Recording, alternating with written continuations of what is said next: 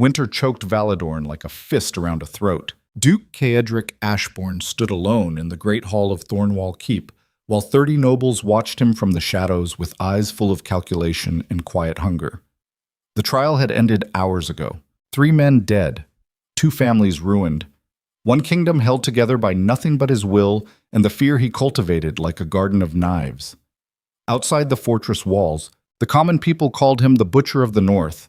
Inside these stone corridors, they simply called him Your Grace and prayed he would never look at them too long. Power had a price, and Caedric had paid it with every soft part of himself until nothing remained but iron and ice and the absolute certainty that mercy was just another word for weakness. But tonight, something had changed. Tonight, for the first time in 7 years, someone had looked him in the eye without flinching, and he did not know if he wanted to destroy her or keep her. And that made her the most dangerous thing in his kingdom. So stay with me, because what comes next will either save this man or bury him beneath the weight of his own empire. And either way, you need to see how a monster learns to bleed. The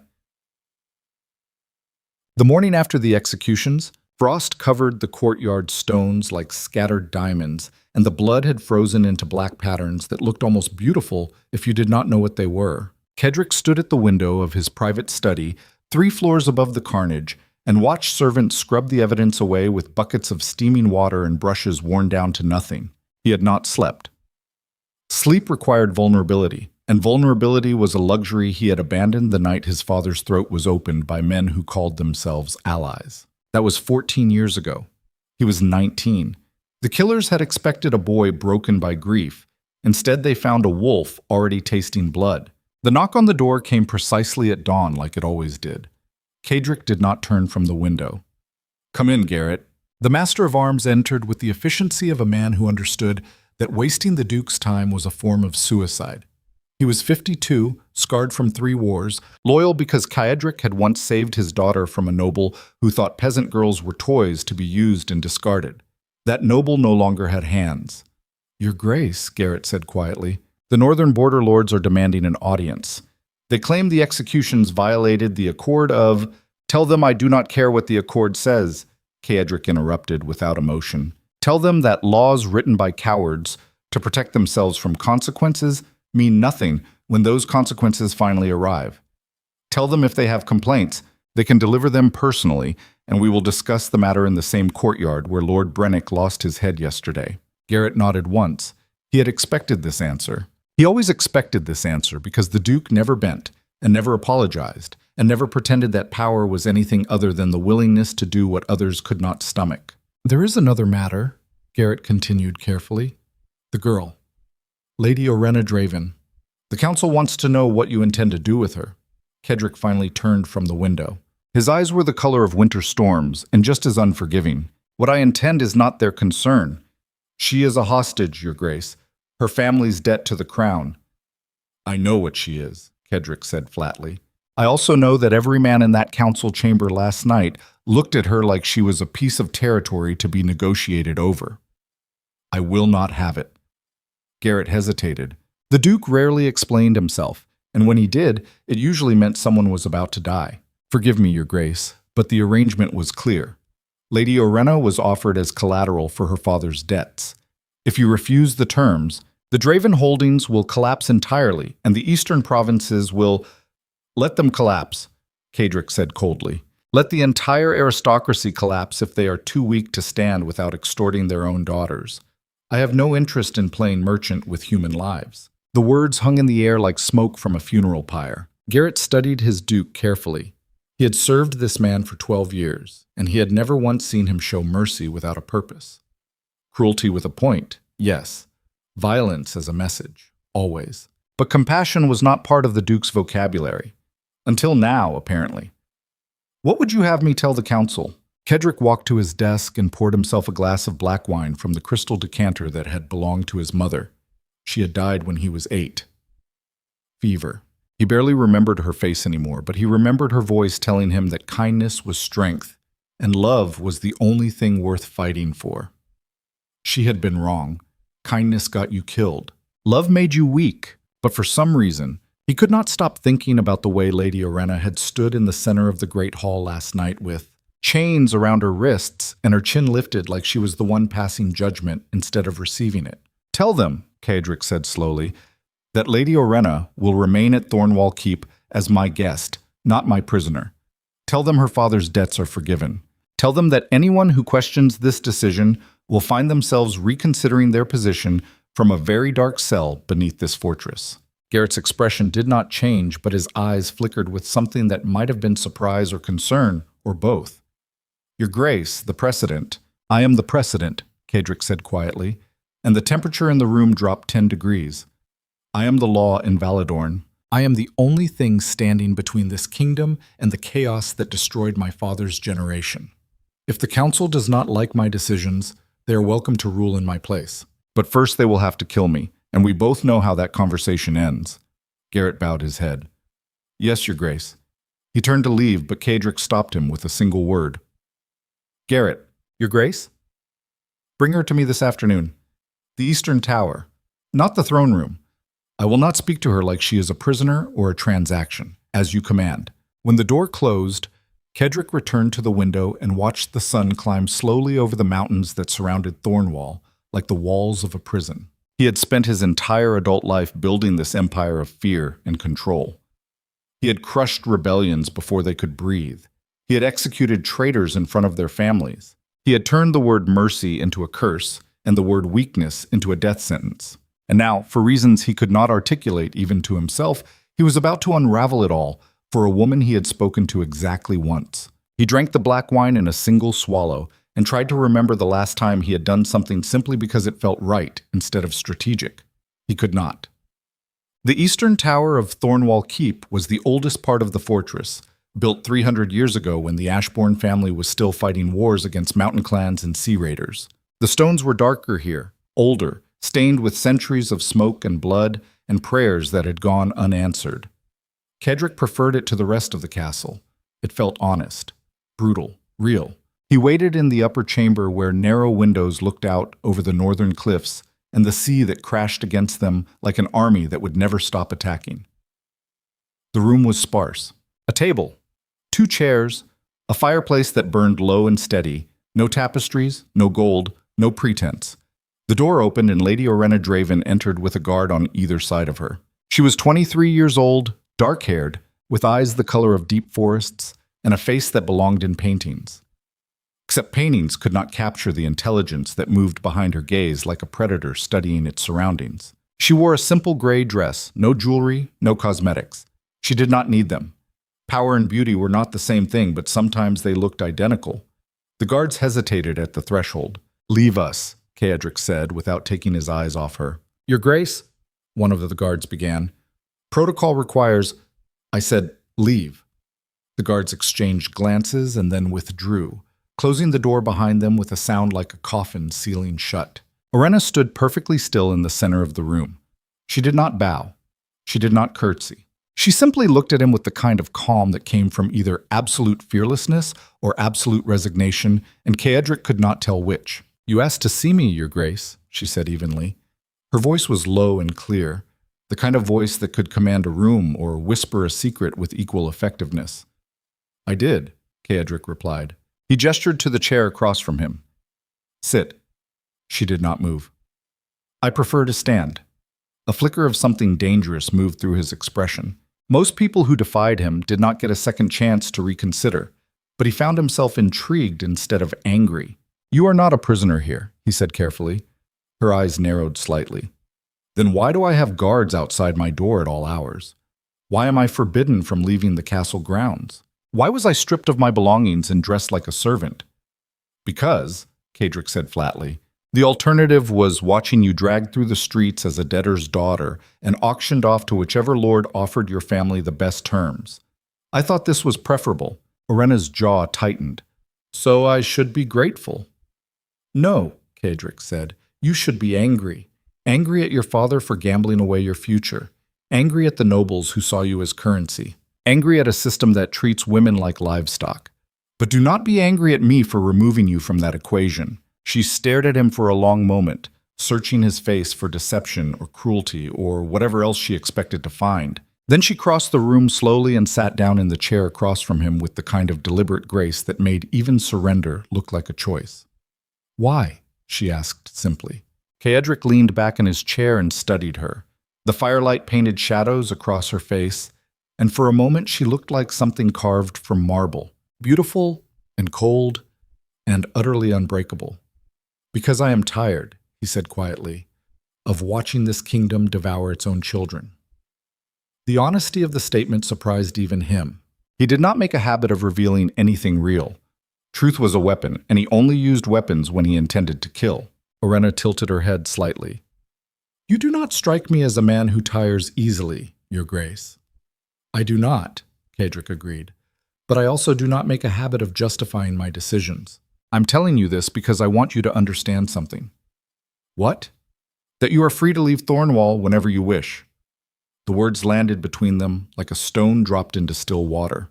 Orenna blinked. She had not expected that. No one expected mercy from the Butcher of the North. "Free," she repeated slowly, as if testing the word for traps.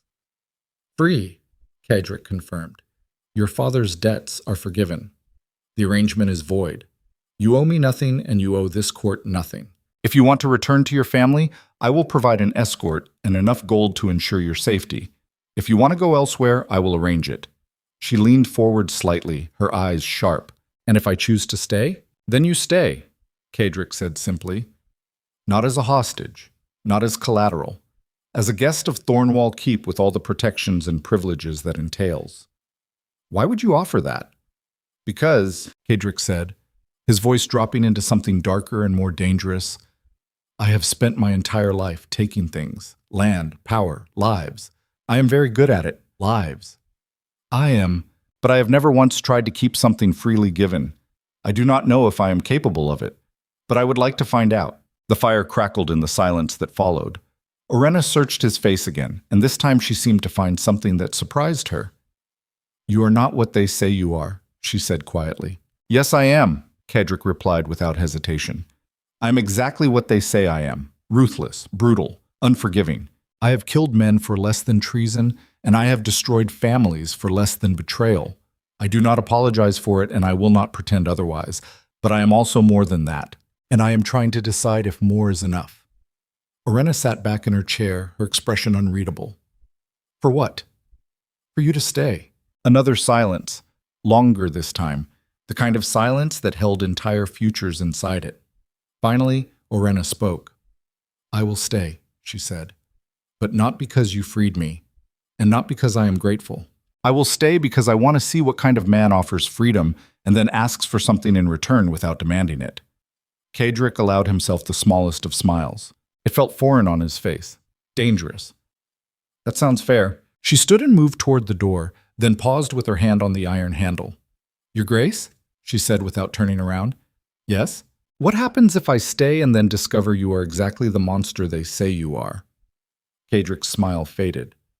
"Then you leave," he said quietly, "and I will not stop you." She glanced back at him one last time, her eyes holding his in the firelight. "Good," she said, "because I have spent my entire life being owned by men who called it protection. I will not make that mistake again." Then she was gone, the door closing behind her with a finality that felt like a gauntlet thrown down. Kaedric sat alone in the tower room and stared into the fire until the flames died down to embers. He had just given a weapon to the one person in Valedorn who might actually use it against him, and for the first time in years, he felt something other than control. He felt alive. The weeks that followed moved like a storm gathering strength on the horizon.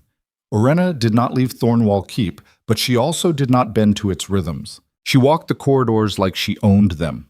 She attended council meetings without invitation and spoke openly about policies she disagreed with. She questioned executions, challenged military strategies, and refused to bow to traditions that served no purpose other than maintaining power for those who already held it. The nobles hated her. The servants loved her, and Kaedric found himself caught between fascination and fury every time she entered a room. One night, 3 weeks after her arrival, the council convened in the war chamber to discuss border disputes with the southern territories. 15 lords sat around the obsidian table beneath the light of iron chandeliers, while maps of Valedorn covered the walls like the skins of conquered enemies. Kedrick stood at the head of the table in black leather and steel, his presence filling the room like smoke from a wildfire. To his right sat Lord Vaymar, the master of coin, a man who could calculate the value of a human life down to the copper piece.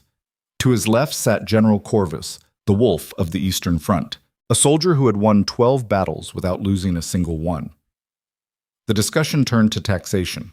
The southern provinces are 3 months behind on their tithes, Lord Vaymar said, his voice thin and precise like a blade sliding between ribs. If we do not act soon, the precedent will spread. I recommend doubling the garrison presence and seizing assets from any noble house that cannot pay. Kedrick nodded slowly. How many houses? 7, Your Grace. And their populations? Approximately 4,000 souls between them. Kedrick's jaw tightened. You're suggesting I starve 4,000 people to recover gold I do not need. With respect, Your Grace, Vaymar replied carefully, it is not about the gold. It is about the message. Weakness invites rebellion. Before Kedrick could respond, the door to the war chamber opened. Orenna walked in without announcement or escort. Every head turned. Several lords half rose from their chairs in outrage. General Corvus's hand moved instinctively toward his sword before he caught himself. Kedrick did not move. He simply looked at her. Lady Orenna, he said quietly, the council is in session. I know, she replied, walking directly to the table and placing both hands on its surface. I heard what Lord Vaymar just proposed, and I came to tell you that if you follow his advice, you will destroy this kingdom faster than any rebellion ever could. The room erupted.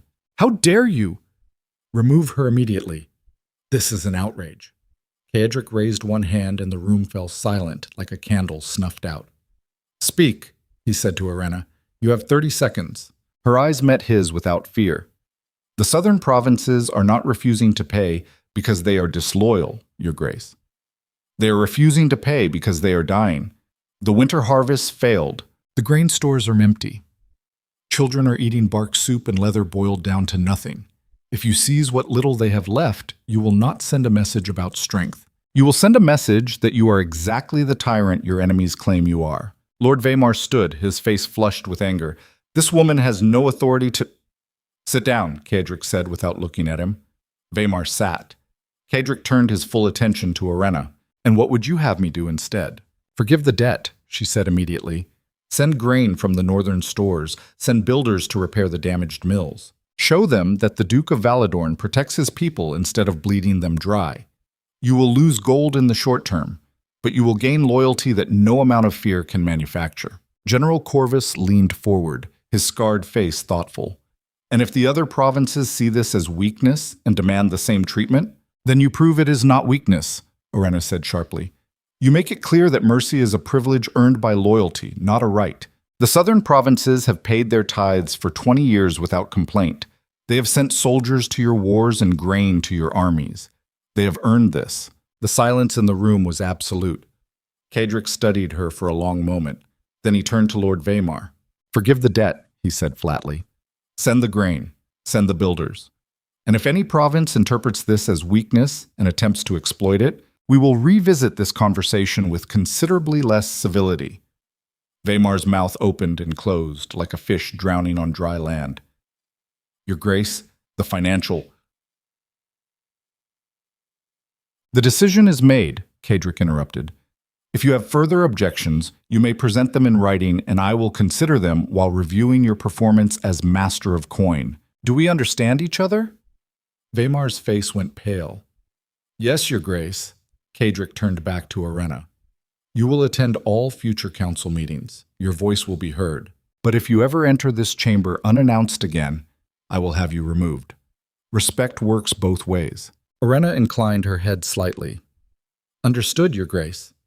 She turned and left the room with the same confidence she had entered it. When the door closed, General Corvus spoke quietly. Your Grace, she is right about the southern provinces, but the council will not tolerate her interference much longer. If you continue to elevate her position, then they will learn to tolerate it, Kedrick said coldly, or they will find themselves without positions to defend. He stood and walked to the windows overlooking the northern cliffs. Below, the sea crashed against the rocks with endless violence, wearing them down one wave at a time. This meeting is over, he said without turning around. Leave me. The lords filed out in silence, their expressions ranging from confusion to anger to fear. Only General Corvus remained. "She is changing you," he said quietly. Cedric did not answer for a long time. Then he spoke. "Good." That night, Cedric could not sleep. He walked the battlements of Thornwall Keep beneath a sky choked with stars, and tried to remember the last time he had allowed anyone to influence his decisions. His father had been weak because he listened to advisors who lied. His mother had been soft because she believed in redemption. Both were dead. He had built his empire by trusting no one and compromising with nothing. And now a woman he barely knew had walked into his war chamber and made him question policies he had enforced for 7 years. He found himself standing outside her door. He did not knock. He simply waited. After a moment, the door opened. Orenna stood in the threshold wearing a simple nightgown, her dark hair loose around her shoulders. She did not look surprised to see him. "I thought you might come," she said quietly. "Why?" "Because you are trying to decide if I am an ally or a threat." Cedric's expression did not change. "And which are you?" "Both," she said simply. "And also neither. I am just a woman who refuses to watch good people suffer because powerful men are too proud to admit they might be wrong." He stepped closer, his presence filling the narrow corridor like smoke. "You have no idea what it takes to hold this kingdom together. You see the suffering, but you do not see the knives waiting in every shadow. You see the hunger, but you do not see the rebellions that hunger can birth. I rule with fear because fear is the only language this kingdom understands." "Then teach them a new language," Orenna said, her voice rising slightly. "Teach them that strength and cruelty are not the same thing. Teach them that a ruler can be both feared and loved." "Love is a weakness," Cedric said flatly. "No," Orenna replied, stepping forward until they were inches apart. "Love is a risk. And you are a man who has spent his entire life avoiding risk because you watched your father die for taking one. But you cannot rule forever on fear alone. Eventually, people will stop fearing you. And when that happens, you will have nothing left." The words hit him like a blade between the ribs. For a long moment, they stood in the darkness of the corridor, the only sound their breathing and the distant crash of waves against the cliffs far below. Then Cedric spoke, his voice barely above a whisper. "What if I do not know how to be anything else?" Orenna reached up and placed one hand against his chest, right over his heart. "Then learn," she said softly, "before it is too late." He looked down at her hand, at the warmth of her touch bleeding through the cold leather, at the way her fingers rested against him like she was feeling for proof that something human still lived inside the armor. And for the first time in 14 years, Cedric Ashbourne felt something crack deep inside himself. It felt like the beginning of an ending, or maybe the ending of a beginning. He could not tell which. He stepped back from her touch like it burned and turned away without another word, walking back down the corridor toward his own chambers while she watched him disappear into the shadows. When he was gone, Orenna closed her door and leaned against it, her heart pounding. She had just done the most dangerous thing possible in Thornwall Keep. She had made the Duke feel something, and feeling, she knew, was the first step toward losing control. 3 days later, the southern provinces sent word that they had received the grain and the builders, and that the people were calling the Duke merciful for the first time in living memory. Lord Vaymar resigned as Master of Coin. General Corvus began including Orenna in military briefings, and Cedric started every morning by standing at his window and watching for the moment when she would walk through the courtyard below just to see if she was still there. The council noticed. The servants whispered. The kingdom held its breath, because everyone understood what was happening, even if the Duke himself refused to admit it. The Butcher of the North was falling, and when a man like Cedric Ashbourne fell, the entire world fell with him. The first assassination attempt came exactly 2 weeks after Orenna walked into the council meeting. It was efficient, professional, and almost successful. A poisoned blade during a state dinner. The assassin disguised as a servant. The knife aimed at Orenna's throat while Cedric was distracted by a toast from a visiting dignitary. Garrett saw it first. He moved faster than a man his age should have been able to move, throwing himself between Orenna and the blade. The knife caught him in the shoulder instead of her neck. Blood sprayed across the white tablecloth like paint. The assassin tried to run. Cedric caught him before he reached the door. What happened next was not a trial. It was a demonstration. Kadric dragged the man into the center of the banquet hall, while 200 nobles watched in frozen horror. He did not ask questions. He did not demand a confession. He simply looked in the assassin with eyes as cold as the northern sea and spoke quietly. "Who sent you?" The man spat blood onto the marble floor. "Fuck you." Kadric broke his wrist with a single motion. The sound echoed through the hall like a branch snapping. "Who sent you?" The assassin screamed. "Lord Tyvek! Lord Harold! Lord—" Kadric broke his other wrist, then his knee. Then he pulled the man's own poisoned blade from Garrett's shoulder and held it against the assassin's throat. "You came into my home," he said quietly, "and you tried to kill someone under my protection. That was your first mistake. Your second was expecting me to show you the mercy I have apparently become famous for." He drew the blade across the assassin's throat in one smooth motion. The man collapsed without another sound. Kadric turned to face the assembled nobles, still holding the bloody knife. When he spoke, his voice carried to every corner of the hall. "Let me be absolutely clear. Lady Orenna Draven is under my personal protection. Anyone who threatens her threatens me. Anyone who harms her will die screaming. And anyone who plots against her will watch their entire family burn before I grant them the mercy of following." He dropped the blade onto the dead assassin's chest. Dinner is over. The nobles fled the hall like mice escaping a burning building. Orenna sat frozen at the table, her face pale, her hands shaking. Garrett was already being carried away by healers, his shoulder wrapped in makeshift bandages. Kadric walked to her slowly, blood still dripping from his hands. "Are you hurt?" he asked quietly. She shook her head, unable to speak. He knelt beside her chair, bringing himself to eye level. "Look at me." She did. "I will not let them touch you," he said. "I will burn this entire kingdom to ash before I let them touch you. Do you understand?" Orenna stared at him, at the blood on his hands, at the corpse cooling on the marble floor, at the man who had just killed someone without hesitation to protect her. "Why?" she whispered. "Because," Kadric said, his voice dropping into something raw and unguarded, "you are the only thing in this cursed kingdom that feels real." Then he stood and walked away, leaving her alone in the empty hall with the body and the blood, and the realization that she had just become the most dangerous person in Valedorn. Not because of what she had done, but because of what the Duke was willing to do for her. The fallout was immediate and catastrophic. 3 noble houses withdrew from court entirely. 5 others demanded an investigation into the Duke's conduct. The High Council sent a formal letter questioning whether Kadric was still fit to rule or if his obsession with Lady Orenna had compromised his judgment. Kadric responded by executing Lord Tyvek and Lord Harold in the same courtyard where he had killed the assassin. The kingdom teetered on the edge of civil war. And in the center of it all, Orenna Draven stood in her chambers and tried to decide if she had just saved the Duke or destroyed him. Because she knew one thing with absolute certainty. Kadric Ashbourne had just declared war on his own aristocracy for her. And wars like that only ended one way. With everything burning, the bodies were still warm when the letters arrived.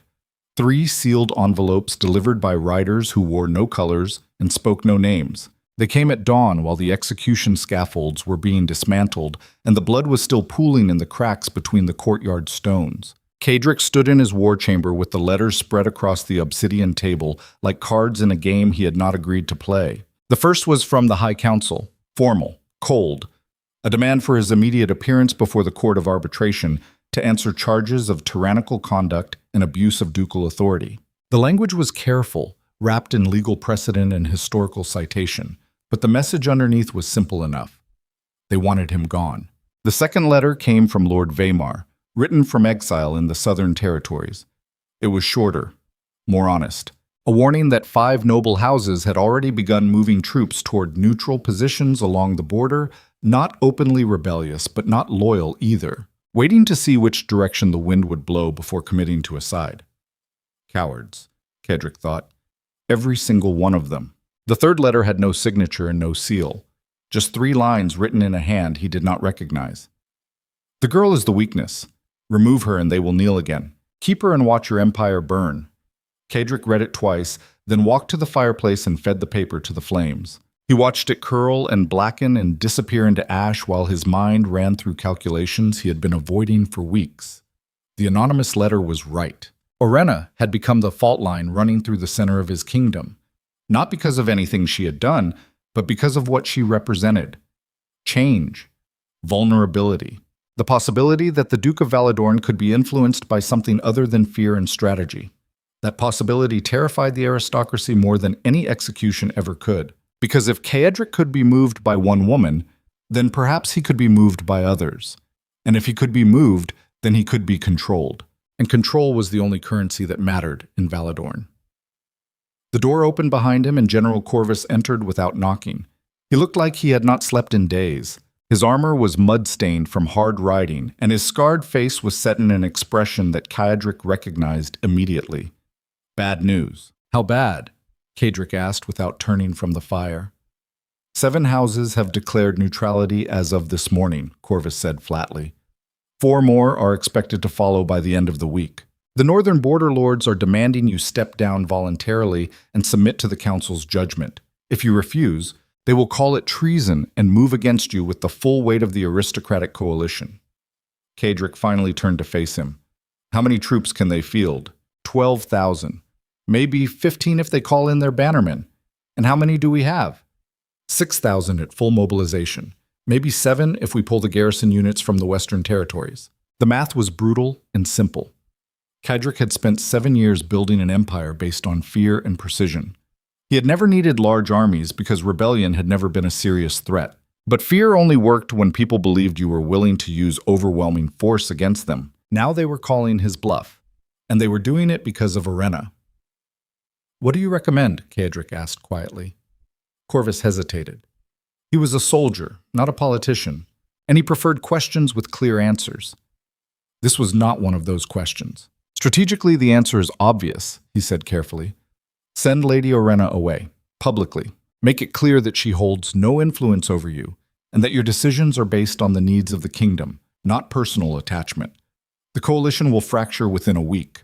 Half of them are only unified because they believe you have been compromised. And if I refuse, then we go to war, Corvus said simply. And we will probably lose. Not because our soldiers are inferior, but because civil wars are not won by the side with the best troops. They are won by the side that can afford to bleed longer. Right now, the aristocracy can bleed for years.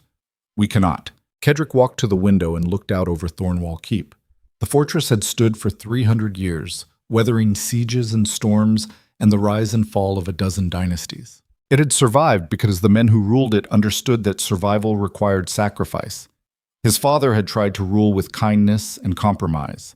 He had died screaming in his own throne room with his throat opened by men he called friends. Caedric had sworn that would never happen to him. He had built his empire by sacrificing everything soft: love, trust, mercy. He had turned himself into a weapon sharp enough to cut through any opposition, and now that weapon was being turned against the one thing he had allowed himself to care about.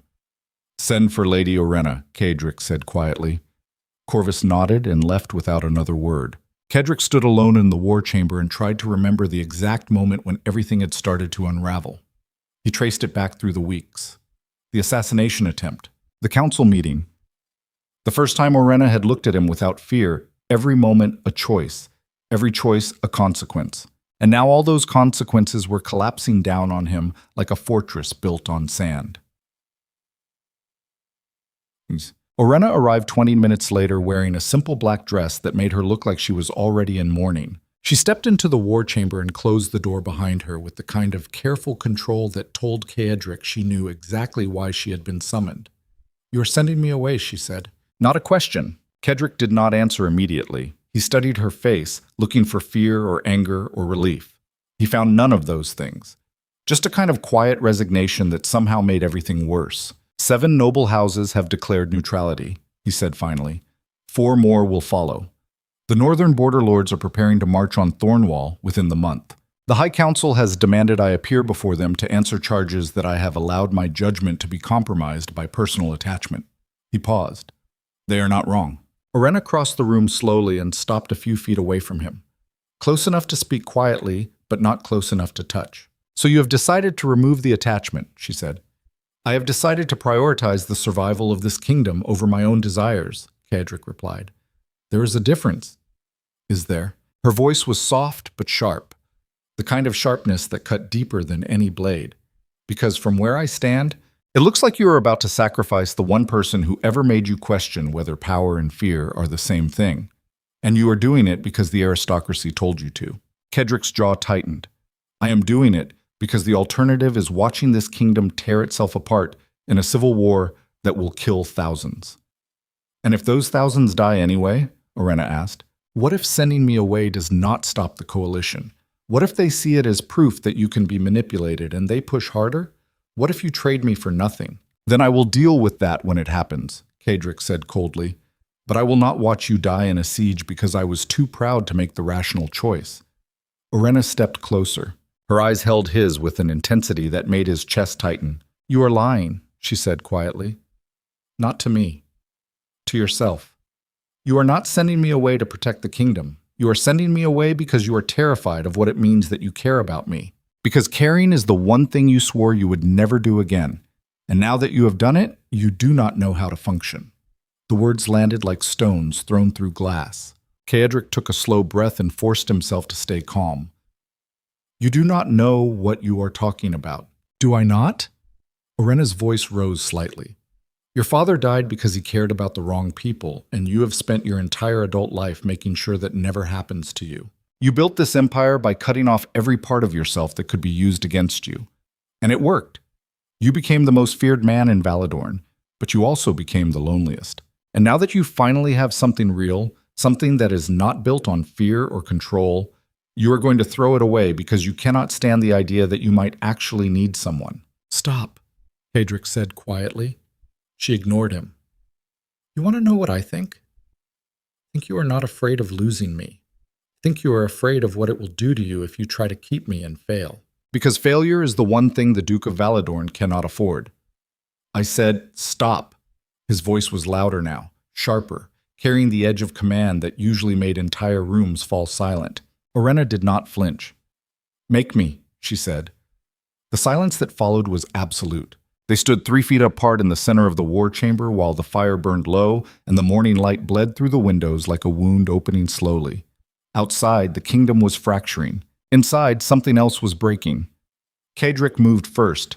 He closed the distance between them in 2 steps and kissed her with the kind of desperation that came from years of denying himself anything resembling softness. She responded immediately, her hands fisting in the front of his shirt, pulling him closer like she was trying to anchor herself to something solid in the middle of a storm. When they finally broke apart, both of them were breathing hard. This is a mistake, Kedrick said, his forehead pressed against hers. I know, Orenna whispered. It will destroy everything I have built. I know. And I'm going to do it anyway.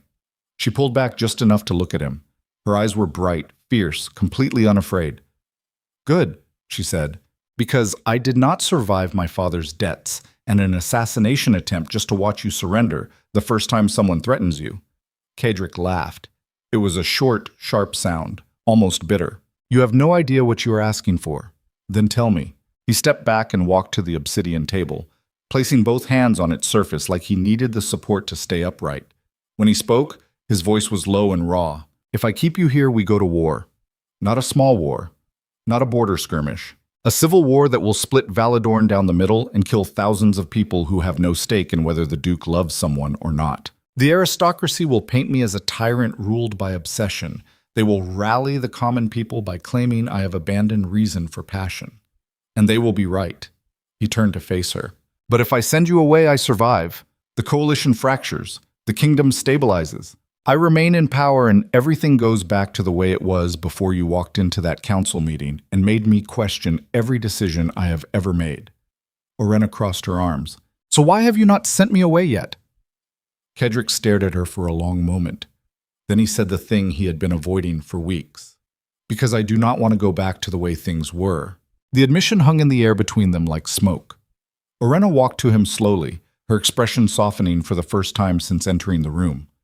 When she reached him, she placed one hand against his chest, right over his heart, the same way she had done weeks ago in the corridor outside her chambers. Then do not, she said quietly. Do not go back. Go forward. Fight for something other than survival. Show them that the Duke of Valedorn can be both strong and human.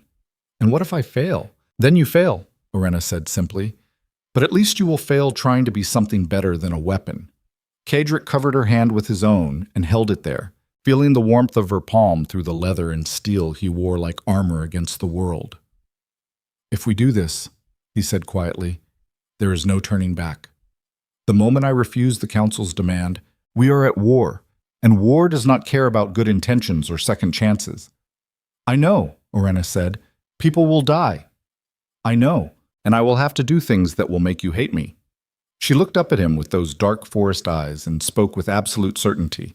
I will never hate you for doing what is necessary to survive, but I will hate you if you send me away and spend the rest of your life wondering what could have been. Cedric closed his eyes. He felt the weight of 7 years of iron discipline pressing down on him, demanding that he make the rational choice. The strategic choice. The choice that kept him in power and kept the kingdom stable and kept everyone safe, except the one person who had somehow slipped past every wall he had ever built. When he opened his eyes again, the decision was already made. I need you to understand something, he said. If you stay, you are not just staying as my guest or my advisor. You are staying as mine, fully, completely. And I do not share what is mine. Orena smiled. It was the first real smile he had seen from her since the assassination attempt. Good, she said, because I do not belong to anyone who is not willing to burn the world down to keep me. Cedric pulled her close and kissed her again, slower this time, deliberate, like he was memorizing the taste of the last moment of peace before the storm hit. Then we burn it down together, he murmured against her lips. Onk. The response to the High Council went out 3 hours later. It was written in Cedric's own hand, sealed with the ducal crest, and delivered by a rider who wore full battle armor and carried a sword that had seen use in a dozen wars. The message was one sentence long. Come and take it. The rider returned 2 days later with the Council's reply. It was a declaration of war. The first battle happened at Ravenscar Bridge, 40 miles north of Thornwall Keep, where the main road from the capital crossed the Blackwater River. General Corvus led the defense with 4,000 men against nearly 8,000 coalition troops commanded by Lord Arcturus, a career soldier who had won 3 campaigns against foreign invaders and never lost a single engagement. The battle lasted 6 hours and ended with Corvus holding the bridge and Lord Arcturus dead in the mud with his skull split by a war axe. The coalition forces retreated in disarray, leaving behind 1,200 dead and twice that many wounded. Cedric rode to the battlefield the next morning to survey the carnage. Bodies were still being pulled from the river. Wounded men screamed in the field hospitals, while surgeons worked with blood-soaked hands. The bridge itself was scorched black from burning oil, and the stones were slick with gore. Corvus met him at the center of the bridge, his armor dented and his face streaked with blood that was not his own. We won, he said flatly, but it cost us. 700 dead, nearly 1,000 wounded. And Arcturus was just the vanguard. The main coalition army is still mobilizing in the north, 15,000 strong, maybe more. Cedric dismounted and walked to the edge of the bridge, looking down at the bodies floating in the dark water below. He felt nothing, not grief, not guilt, not triumph, just a kind of cold calculation that told him this was only the beginning. How long before they reach us? He asked. 2 weeks, Corvus said. Maybe 3 if the weather turns. Then we have 3 weeks to make them regret this decision. Corvus studied his duke carefully. Your Grace, with respect, we cannot win a conventional war against 15,000 men. Our only advantage is the fortress. If we pull back to Thornwall and force a siege, we can hold out for months. Maybe longer. Cedric shook his head slowly. A siege is a slow death. They will starve us out while the rest of the kingdom watches and decides whether to support the coalition or stay neutral. By the time the siege ends, I will have lost the war even if I survive it. Then what do you propose? Cedric turned to face him. His eyes were the color of winter storms and just as merciless. We make them afraid again, he said quietly. Not of losing, of winning. We make the cost of defeating me so catastrophic that even victory feels like failure. Corvus's expression did not change, but something dark moved behind his eyes. What are you planning? Cedric looked back at the bodies in the river. When he spoke, his voice was calm and utterly without emotion. I'm going to give them exactly what they wanted, he said, the monster they claim I am. The orders went out that night. Three noble houses that had declared for the coalition found their estates burned to the ground, while their families were arrested and brought to Thornwall in chains. Supply convoys moving toward the coalition army disappeared in the night, their guards killed and their goods redistributed to villages loyal to Cedric. Roads were sabotaged, bridges were destroyed. Entire towns that supported the rebellion woke to find their wells poisoned and their grain stores in flames. It was brutal, efficient, terrifying, and it worked. Within a week, 2 of the coalition houses withdrew their support. Within 2 weeks, 3 more began negotiating terms of surrender. The coalition army that had been marching toward Thornwall slowed, then stopped, as commanders began to question whether they were liberating Valedorn from a tyrant or simply guaranteeing their own destruction. But Cedric knew it was not enough. Fear could slow an army, but it could not stop one. Not permanently. The coalition had committed too much already. They had declared him unfit to rule. They had raised their banners in open rebellion. They could not retreat now without looking weak, and weakness in the aristocracy was a death sentence. So they would come. And when they did, Cedric needed to be ready. Orenna watched the war unfold from the war chamber where maps covered the walls like the skins of butchered animals. She attended every briefing, listened to every report, and said nothing while Cedric issued orders that sent men to their deaths with the same cold precision he used for everything else. But at night, when the castle was silent and the fires burned low, she saw the cost of those decisions written across his face like scars that would never heal. One night, 3 weeks into the war, she found him standing alone at the window of his private chambers, staring out at the darkness beyond the fortress walls. "You are not sleeping," she said quietly from the doorway. "Sleep is a luxury," Cedric replied without turning around. She crossed the room and stood beside him. Below, torchlight moved through the courtyards as patrols made their rounds and sentries changed shifts. The fortress felt like a living thing holding its breath. "How many dead?" she asked. Cedric's jaw tightened. "Ours or theirs?" "Both. 2,300 of ours. Maybe 5,000 of theirs. The numbers change every day." Orenna placed her hand on his arm. "You did not want this." "No," Cedric said quietly, "but I chose it, and that makes me responsible." "You chose me," Orenna corrected. "The war was their choice." Cedric finally looked at her. His eyes were exhausted in a way she had never seen before, like the weight of the entire kingdom was pressing down on him, and he was slowly being crushed beneath it. "Does that distinction matter to the families of the men who died today?" he asked. Orenna did not answer because there was no good answer. Instead, she took his hand and led him away from the window, away from the maps and the reports and the endless calculations of violence. She pulled him down to sit on the edge of the bed and knelt in front of him, placing both hands on either side of his face. "Listen to me," she said firmly. "You are not your father. You are not weak. You are not doomed to die because you allowed yourself to care about someone. You are the Duke of Valedorn, and you are fighting a war to protect what is yours. That is not a crime. That is survival." Cedric closed his eyes. He looked like a man who had been running for days and finally realized there was nowhere left to go. "I do not know how to be both," he said quietly. "The man they fear and the man you need." "Then do not be," Orenna said. "Be the man you are. Ruthless when you have to be. Merciful when you can afford it. Human even when it costs you." She leaned forward and kissed him gently. "And let me carry some of the weight," she whispered. "You do not have to do this alone." For the first time in weeks, Cedric allowed himself to stop calculating and planning and strategizing. He wrapped his arms around her and held on, like she was the only solid thing in a world that was collapsing. And for one brief moment, the Duke of Valedorn was just a man who was tired and afraid and desperately trying to hold on to the one thing in his life that felt worth fighting for. The decisive battle came 4 weeks into the war at a place called Blackridge Pass, a narrow valley between 2 mountains where the coalition army had no choice but to funnel through if they wanted to reach Thornwall. Cedric chose the ground carefully. He let them come. And when they were committed, when there was no retreat and no way out, he collapsed the cliffs on both sides of the pass and buried 4,000 men beneath 100,000 tons of rock and earth. The screaming lasted for hours. When it finally stopped, the coalition army was shattered. The survivors retreated in full rout, abandoning their wounded and their supplies and any pretense of victory. The war was over. Cadric stood at the edge of the devastation and looked down at the valley that had become a mass grave. He felt nothing, not triumph, not grief, just emptiness. General Corvus rode up beside him, his face grim. "It is done," he said quietly. "Yes," Kedrick replied. "It is."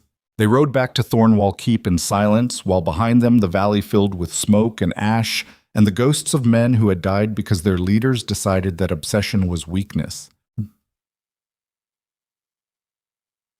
The terms of surrender were brutal. Every noble house that had supported the coalition was stripped of title and land. Their wealth was confiscated. Their children were taken as wards of the crown to ensure future loyalty. The High Council was dissolved entirely and replaced with advisors handpicked by Cadric himself. It was not peace. It was domination, and everyone knew it. But no one dared challenge him again, because they had seen what happened when you pushed the Duke of Valedorn into a corner. He did not break. He buried you. 6 months after the war ended, Cadric stood in the great hall of Thornwall Keep before every remaining noble in Valedorn and did something no one expected. He took Orenna Draven's hand in his and declared her his duchess without waiting for approval from a council that no longer existed. The hall fell silent. Then, slowly, one by one, the nobles knelt, not because they loved him, not because they forgave him, but because they understood that the Duke of Valedorn had become something more dangerous than a tyrant. He had become a man with something to lose, and a man with something to lose would burn the entire world before he let it be taken from him. That night, in the private chambers above the northern sea, Orenna stood at the window and looked out over the kingdom that had tried to destroy her and failed. "Was it worth it?" she asked quietly. Cadric came up behind her and wrapped his arms around her waist, pulling her back against his chest. "Ask me in 10 years, he said. She turned in his arms to face him. "What if the answer is no? Then we burn it down and start over," Cadric said simply. Orenna smiled. "You are insane." "Yes," he agreed, "but I am yours." She kissed him then, long and slow, while outside the fortress walls the kingdom held its breath and waited to see what kind of rulers the Duke and Duchess of Valedorn would become. Monsters, or something new. Only time would tell. But one thing was certain. They would face it together, and anyone who tried to tear them apart would learn the same lesson the coalition had learned. Some things were worth more than survival. And the Duke of Valedorn had finally found his. The first 6 months of peace felt like holding your breath underwater and waiting to see if you would drown or surface. Cadric rebuilt Valedorn with the same ruthless efficiency he had used to conquer it, redistributing land stripped from traitorous houses to families who had remained loyal during the war. He restructured the taxation system to favor the provinces that had bled for him and punished those that had wavered. He executed justice with a blade so sharp that even whispers of dissent died in throats before they could become words. But peace built on fear was not peace at all. It was just war moving slower. Orenna understood this better than anyone. She walked through Thornwall Keep like a queen in everything but title, attending council meetings, settling disputes between noble houses, speaking with an authority that came not from blood or birthright, but from the simple fact that the Duke listened when she spoke. The servants loved her because she remembered their names and asked about their children. The nobles feared her because she saw through their flattery like it was made of glass. And Cadric watched her transform his fortress from a monument to isolation into something that almost felt like a home. Almost. Because late at night, when the castle slept, and the only sound was the northern sea battering the cliffs below, Cadric would lie awake and catalog every threat that still existed in the shadows. The noble houses that smiled during the day and plotted in the dark. The foreign powers watching Valedorn's internal wounds and calculating when to strike. The common people who obeyed because they were afraid, but not because they were loyal. Power was a living thing that required constant feeding. The moment you stopped feeding it, it turned on you and devoured everything you had built. His father had learned that lesson with the knife across his throat. Cadric had sworn he would never make the same mistake. But lying beside Orenna in the darkness, feeling the warmth of her breath against his chest, he wondered if he already had. So, the betrayal came from the one place Cadric had stopped watching. General Corvus had been his right hand for 12 years. A soldier who understood that loyalty was not about affection, but about shared survival. He had fought in 14 battles under the Ashbourne banner, led the defense at Ravenscar Bridge, and personally executed 3 conspirators who had tried to assassinate Caedric during the war. He was the closest thing Caedric had to a friend, which made him the perfect weapon. The plot unfolded over 4 months with the kind of precision that only came from military minds trained to think in terms of logistics and casualties. Corvus recruited carefully, targeting officers who had lost family during the war, nobles who resented being stripped of title and land, and merchants who had been bankrupted by Caedric's economic restructuring. He promised them a return to the old order, a Valedorn ruled by council instead of a single man, a kingdom where power was distributed instead of concentrated in the hands of a duke who had proven he would burn everything to keep what was his. The conspiracy grew slowly, cell by cell, each member knowing only 2 or 3 others, insulated from discovery by layers of operational security that would have impressed any general's staff. And at the center of it all stood Corvus, the wolf of the Eastern Front, the man Caedric trusted more than anyone except Orenna herself.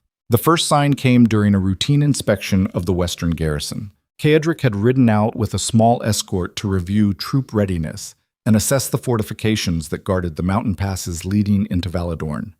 It was a 2-day journey from Thornwall, long enough to be away from the capital, but short enough that his absence would not create instability. Or so he thought. They were ambushed 3 hours from the garrison by a force of 60 men wearing no colors and carrying weapons that had been reported stolen from the ducal armory 2 months earlier. The attack came at dawn in a narrow valley where escape was impossible and reinforcements could not arrive in time. It was not a robbery.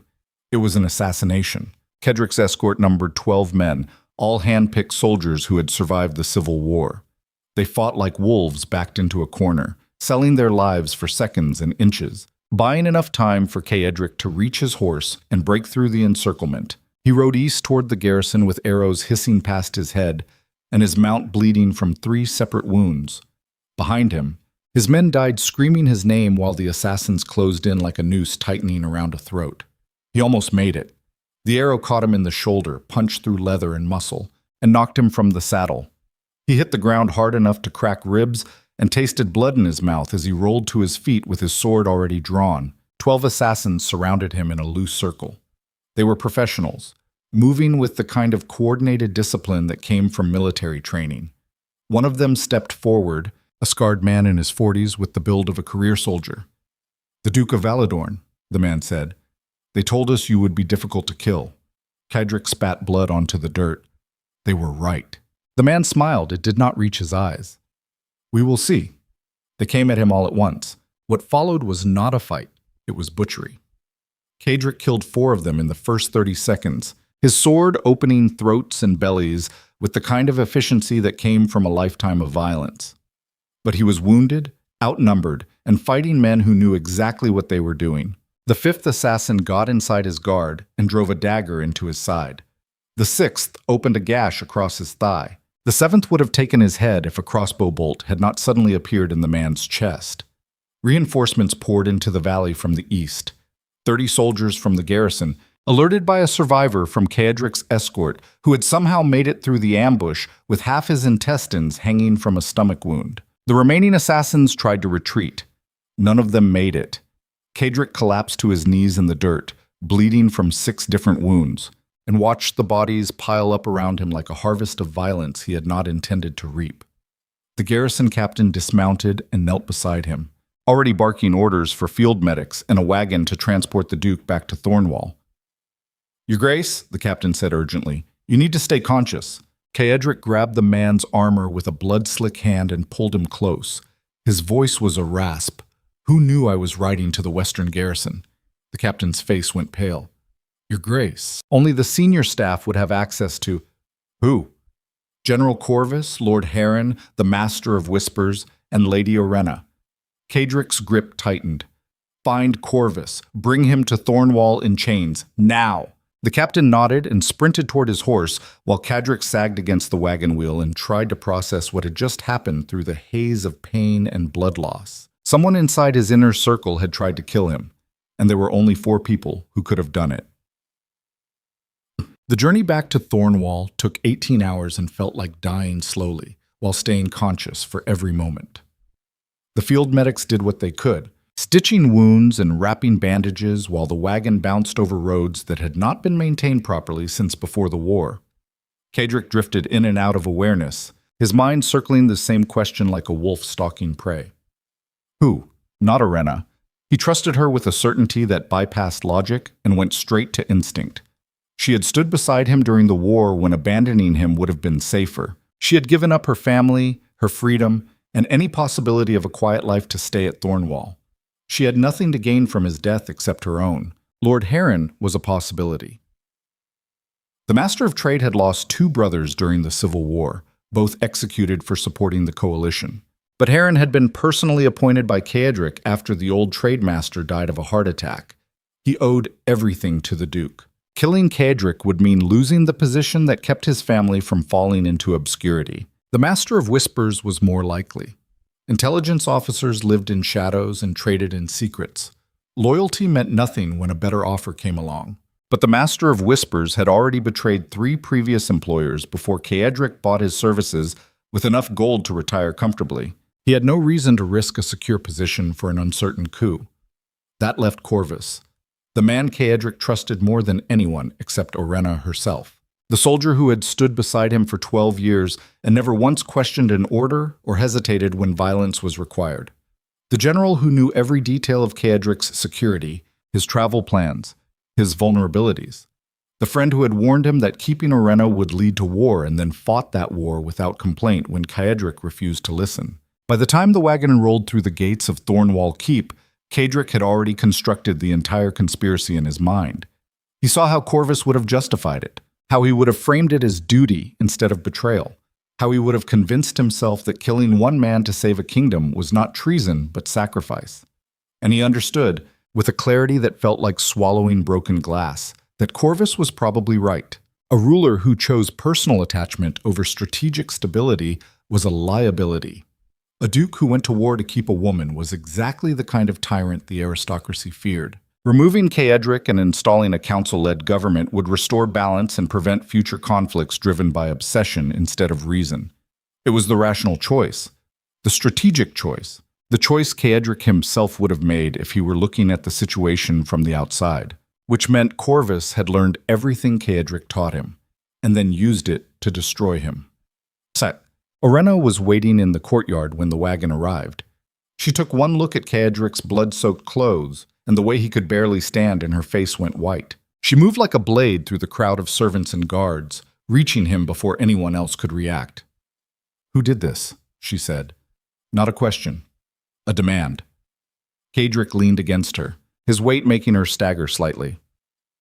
Later, inside, she helped him across the courtyard and up the stairs to his private chambers, while servants scattered to fetch healers and hot water and bandages.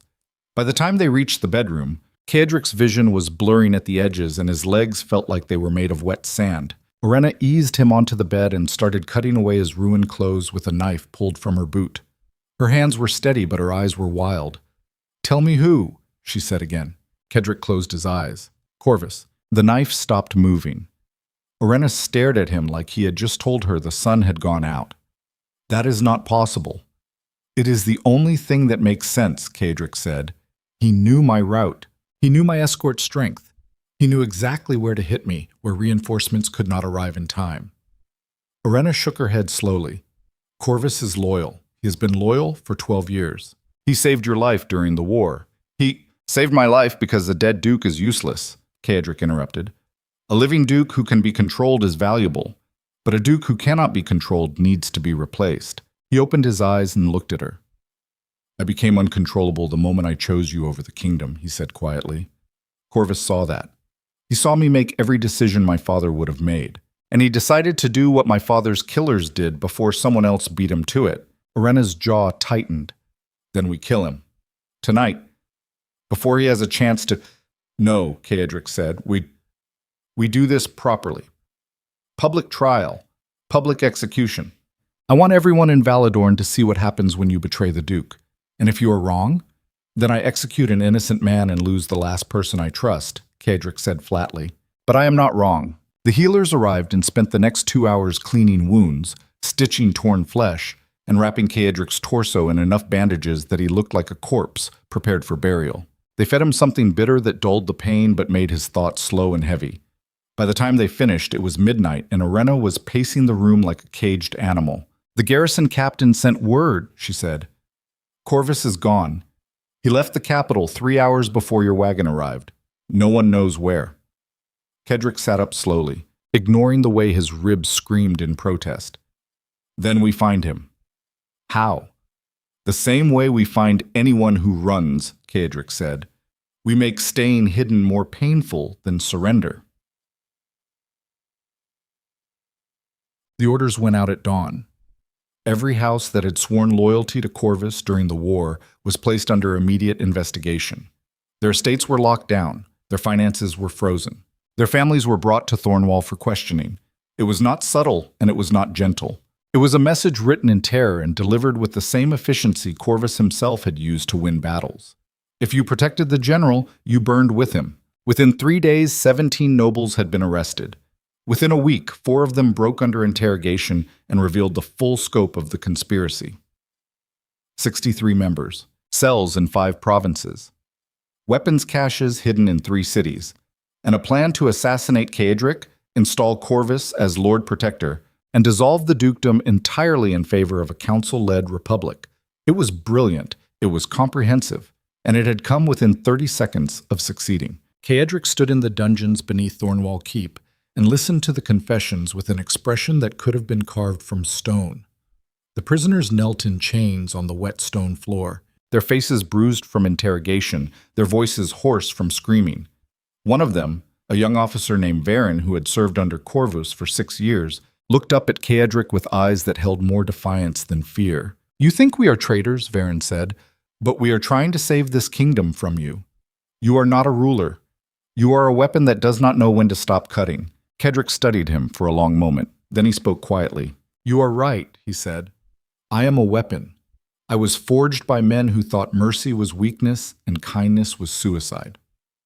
I became exactly what they made me because the alternative was death, and I have spent 12 years using that weapon to keep this kingdom from tearing itself apart." He stepped closer, his shadow falling across the kneeling man like a judgment. "But you made one mistake," Kedrick continued. "You assumed that because I am a weapon, I cannot also be a man. You assumed that because I chose to keep someone I care about, I have lost the ability to do what is necessary. You're about to learn how wrong you were." He turned to the guards standing at attention along the dungeon walls. "Execute them," he said flatly. "All of them. Publicly. In the same courtyard where we executed the assassins after Lady Orenna's attempt. I want the entire city to watch." Varen's defiance cracked. "Your Grace, please." Kedrick walked toward the stairs without looking back. His voice echoed off the stone walls like a funeral bell. "You wanted to save the kingdom from me," he said. "Now the kingdom gets to see what saving them costs." The executions took 6 hours. 17 men and women brought to the scaffold one at a time while the city watched in suffocating silence. No speeches, no last words. Just the fall of the blade and the sound of bodies hitting the ground while blood pooled between the courtyard stones. Kedrick watched from the balcony above, his face expressionless, his presence a weight that pressed down on the crowd like the hand of something vast and merciless. Orenna stood beside him, her jaw tight, her eyes fixed on the carnage below. She did not speak. She did not look away. She simply bore witness to what loyalty to Kedrick demanded. When it was over, when the bodies had been removed and the blood was being scrubbed from the stones, Kedrick turned to her. "This is what I am," he said quietly. "This is what I have always been. If that changes how you see me—" "It does not," Orenna interrupted. She took his hand and held it between both of hers. "I knew what you were the night you killed a man in the banquet hall to protect me. I knew what you were capable of when you went to war rather than send me away. This does not change anything." Kedrick looked down at their joined hands. The contrast was stark. His scarred and blood-stained, hers smooth and steady. "You should leave," he said, "before this kingdom destroys you the way it destroyed everyone else who tried to care about me." Orenna smiled. It was sad and fierce and utterly uncompromising. "Too late," she said. "I am already destroyed, but I am still here, and I am not going anywhere." Corvus was found 4 weeks later in a monastery near the southern border, living under a false name and preparing to cross into foreign territory where Caedric's authority ended. The soldiers who arrested him said he did not resist. He simply stood when they entered his room, looked at the chains they carried, and held out his wrists. They brought him back to Thornwall in a covered wagon under heavy guard. Caedric met him in the war chamber instead of the dungeons because even betrayal deserved dignity when it came from someone you had once called friend. Corvus entered in chains but walking upright, his face calm, his eyes clear. He looked older than Caedric remembered. Tired. Like a man who had run as far as he could and found no peace at the end of the road. They stood on opposite sides of the obsidian table where they had planned a dozen campaigns and won a dozen battles together. Why? Caedric asked. Just that one word. Corvus met his gaze without flinching. Because you were killing yourself and taking the kingdom with you. Caedric's expression did not change. Explain. Corvus leaned forward slightly, his chains rattling. You are the best ruler Valedorn has ever had. Ruthless, strategic, uncompromising. You rebuilt this kingdom after your father's death and held it together through rebellions and wars and threats that would have shattered any other man. But then you fell in love. He said the word like it was a disease. And the moment you did, Corvus continued, you stopped being the Duke of Valedorn and became something far more dangerous. A tyrant willing to burn everything to protect one person. You went to war for her. You executed 17 people for conspiring against her. You have restructured the entire kingdom around keeping her safe. And you do not even see it. Caedric's voice was cold. I see it perfectly. Then you understand why I had to stop you, Corvus said. You taught me that a ruler's first responsibility is to the kingdom, not to himself. You taught me that personal attachment is a weapon your enemies will use against you. You taught me that survival requires sacrifice. I learned those lessons well. And then I watched you violate every single one of them. He straightened as much as the chains would allow. So I made the choice you would have made if you were still the man who taught me those lessons, Corvus said quietly. I removed the threat, or I tried to. And I would do it again. The silence that followed was absolute. Caedric walked slowly around the table until he was standing directly in front of Corvus. When he spoke, his voice was barely above a whisper. You're right about everything except one thing, he said. I did not violate those lessons. I evolved past them, because I finally understood what my father knew, and I was too young and too angry to see. What? That a kingdom is not worth saving if you destroy yourself to keep it, Caedric said. That power without something worth protecting is just violence wearing a crown. That the moment you stop being human is the moment you become exactly the monster your enemies claim you are. He leaned closer. You tried to kill me because you thought I had become weak, Caedric said. But weakness is not the same thing as caring. And caring is not the same thing as vulnerability. I am still the Duke of Valedorn. I am still ruthless. I am still willing to do whatever it takes to survive. But I am also more than that now. And if you cannot see the difference, then you never understood me at all. Corvus stared at him for a long moment. Then he smiled. It was sad and resigned and strangely peaceful. Perhaps you are right, he said. Or perhaps you are just a man who has convinced himself that his obsession is love, because the alternative is admitting you have become your father. Caedric stepped back. The choice was already made. The only question was how much mercy he could afford. Tomorrow morning, he said, you will stand trial before what remains of the High Council. You will have a chance to speak, and then you will be executed for treason. I will not make it quick. I will not make it private. I will make it a warning that lasts long enough for every noble in Valedorn to understand what happens when you betray me. Corvus nodded slowly. I expected nothing less. The guards moved to escort him from the room. But before they reached the door, Corvus stopped and looked back.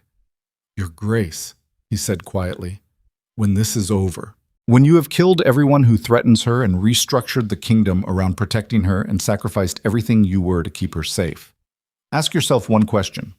What question? Will she still love the man you become?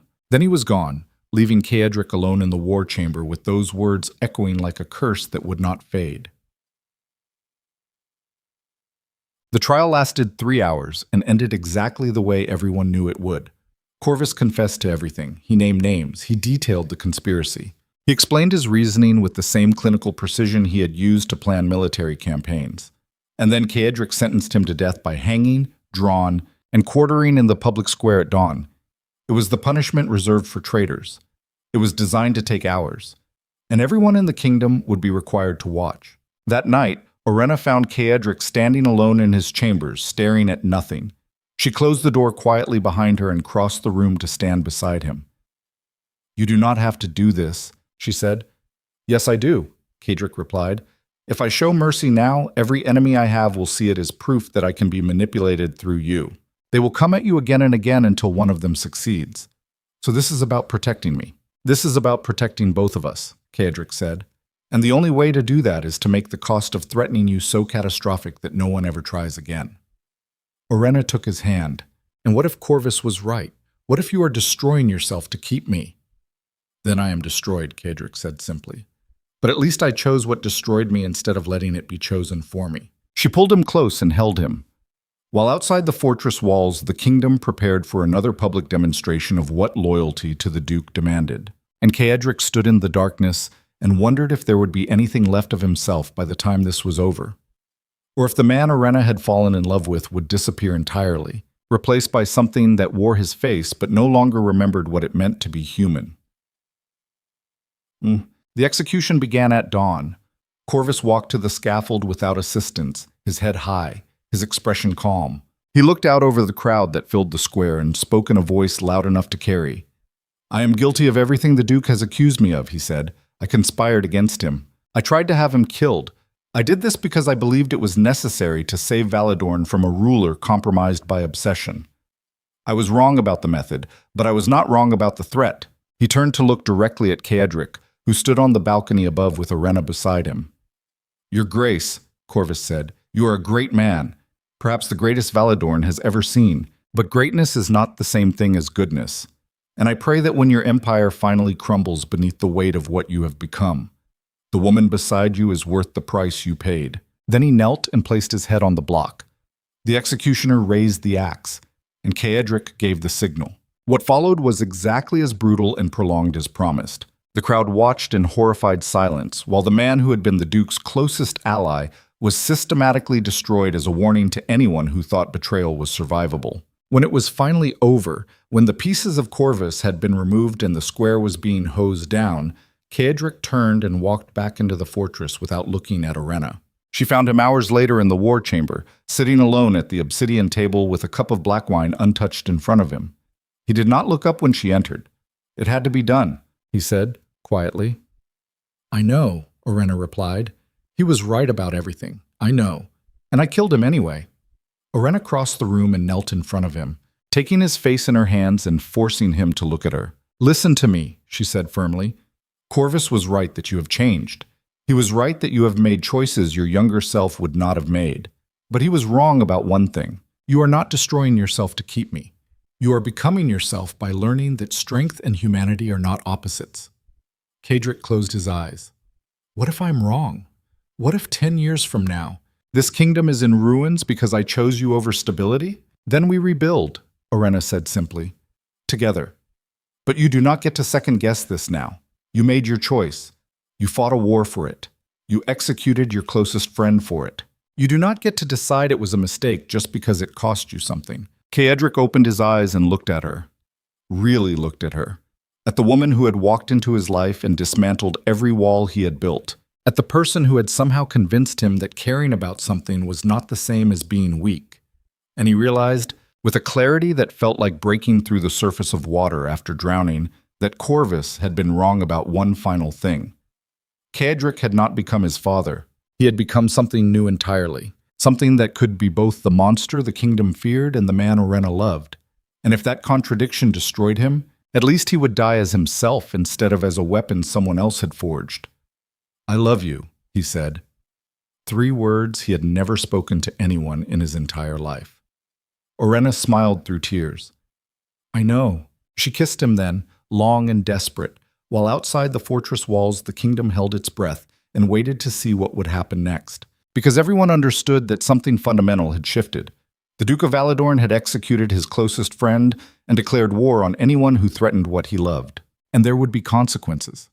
The only question was whether those consequences would save him or bury him. The threat came exactly 36 hours after Corvus died in pieces on the execution scaffold.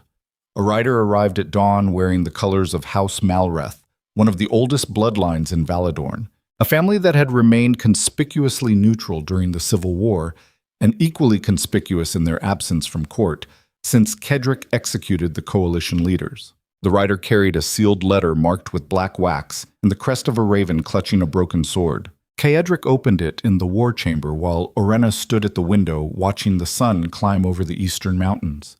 He read it once, then read it again, his expression shifting from cold neutrality into something darker and far more dangerous. Orenna turned at the sound of paper tearing. "What is it?" Cedric dropped the shredded letter onto the obsidian table. "War." She crossed the room quickly. "From who?" "Everyone," Cedric said flatly. "House Malreth has formed a grand alliance with 9 other noble families. They are calling it the Liberation Coalition. They claim I have become a tyrant ruled by obsession, and that my execution of Corvus was proof that I can no longer distinguish between justice and murder. They are demanding I abdicate the dukedom and submit to trial before a restored High Council. If I refuse, they march on Thornwall with 20,000 men." Orenna's face went pale. 20,000. "Plus whatever bannermen and mercenaries they can hire along the way," Cedric added. "They have been planning this since the moment Corvus was arrested, probably before that. This was never about stopping one conspiracy. This was about lighting the fuse on something much larger." He walked to the map table where Valedorn was spread out in meticulous detail, every province and fortress and road marked with pins and colored thread. He studied it with the kind of focus that came from a lifetime of calculating violence. "They will march from 3 directions simultaneously," he said quietly, more to himself than to Orenna. "North through Blackridge Pass, east through the lowlands, south along the coast road. They will converge on Thornwall and lay siege until either I surrender or the fortress starves. Standard doctrine for overwhelming a defensive position. Can we hold?" Cedric's jaw tightened. "Against 20,000? For a while. Maybe 2 months if we ration properly and the supply lines hold. But 2 months gives them time to negotiate with foreign powers, to offer trade concessions or territorial agreements in exchange for support. By the time the siege ends, Valedorn will be carved up like a feast day pig and distributed to whoever paid the most. Then we break the siege before it starts," Orenna said. "Hit them while they are still mobilizing. Divide their forces before they can coordinate." Cedric shook his head. "We have 6,000 men, maybe 7, if we conscript every able-bodied soldier in the territories still loyal to us. Even if we shatter one of their columns, the other 2 will still reach Thornwall with enough strength to bottle us inside these walls. And the moment we are trapped here, we lose. So what do we do?" Cedric looked at her, and she saw something in his eyes that made her breath catch. It was not fear. It was not resignation. It was the cold calculation of a man who had just realized the only move left on the board was one that would cost him everything. "We make them afraid again," he said quietly. "Not of losing. Not of dying. We make them afraid of what victory looks like." The plan was insane and brilliant in equal measure. The kind of strategy that only worked if you were willing to sacrifice pieces most commanders would never put at risk. Cedric explained it to his remaining generals in the war chamber while dawn bled through the windows and cast long shadows across the maps. General Herrick, who had replaced Corvus as master of arms, listened with the expression of a man being asked to walk into a burning building. "Your Grace, with respect, what you are proposing is suicide." "No," Cedric said. "It is a message. And the message is this: if you march on Thornwall, you will win. But winning will cost you so much that you will wish you had never started." He placed markers on the map, each one representing a calculated risk that would have made any sane military mind recoil. "We evacuate every village and town between here and the 3 invasion routes," Cedric said. "We burn the grain stores. We poison the wells. We destroy the bridges and collapse the roads.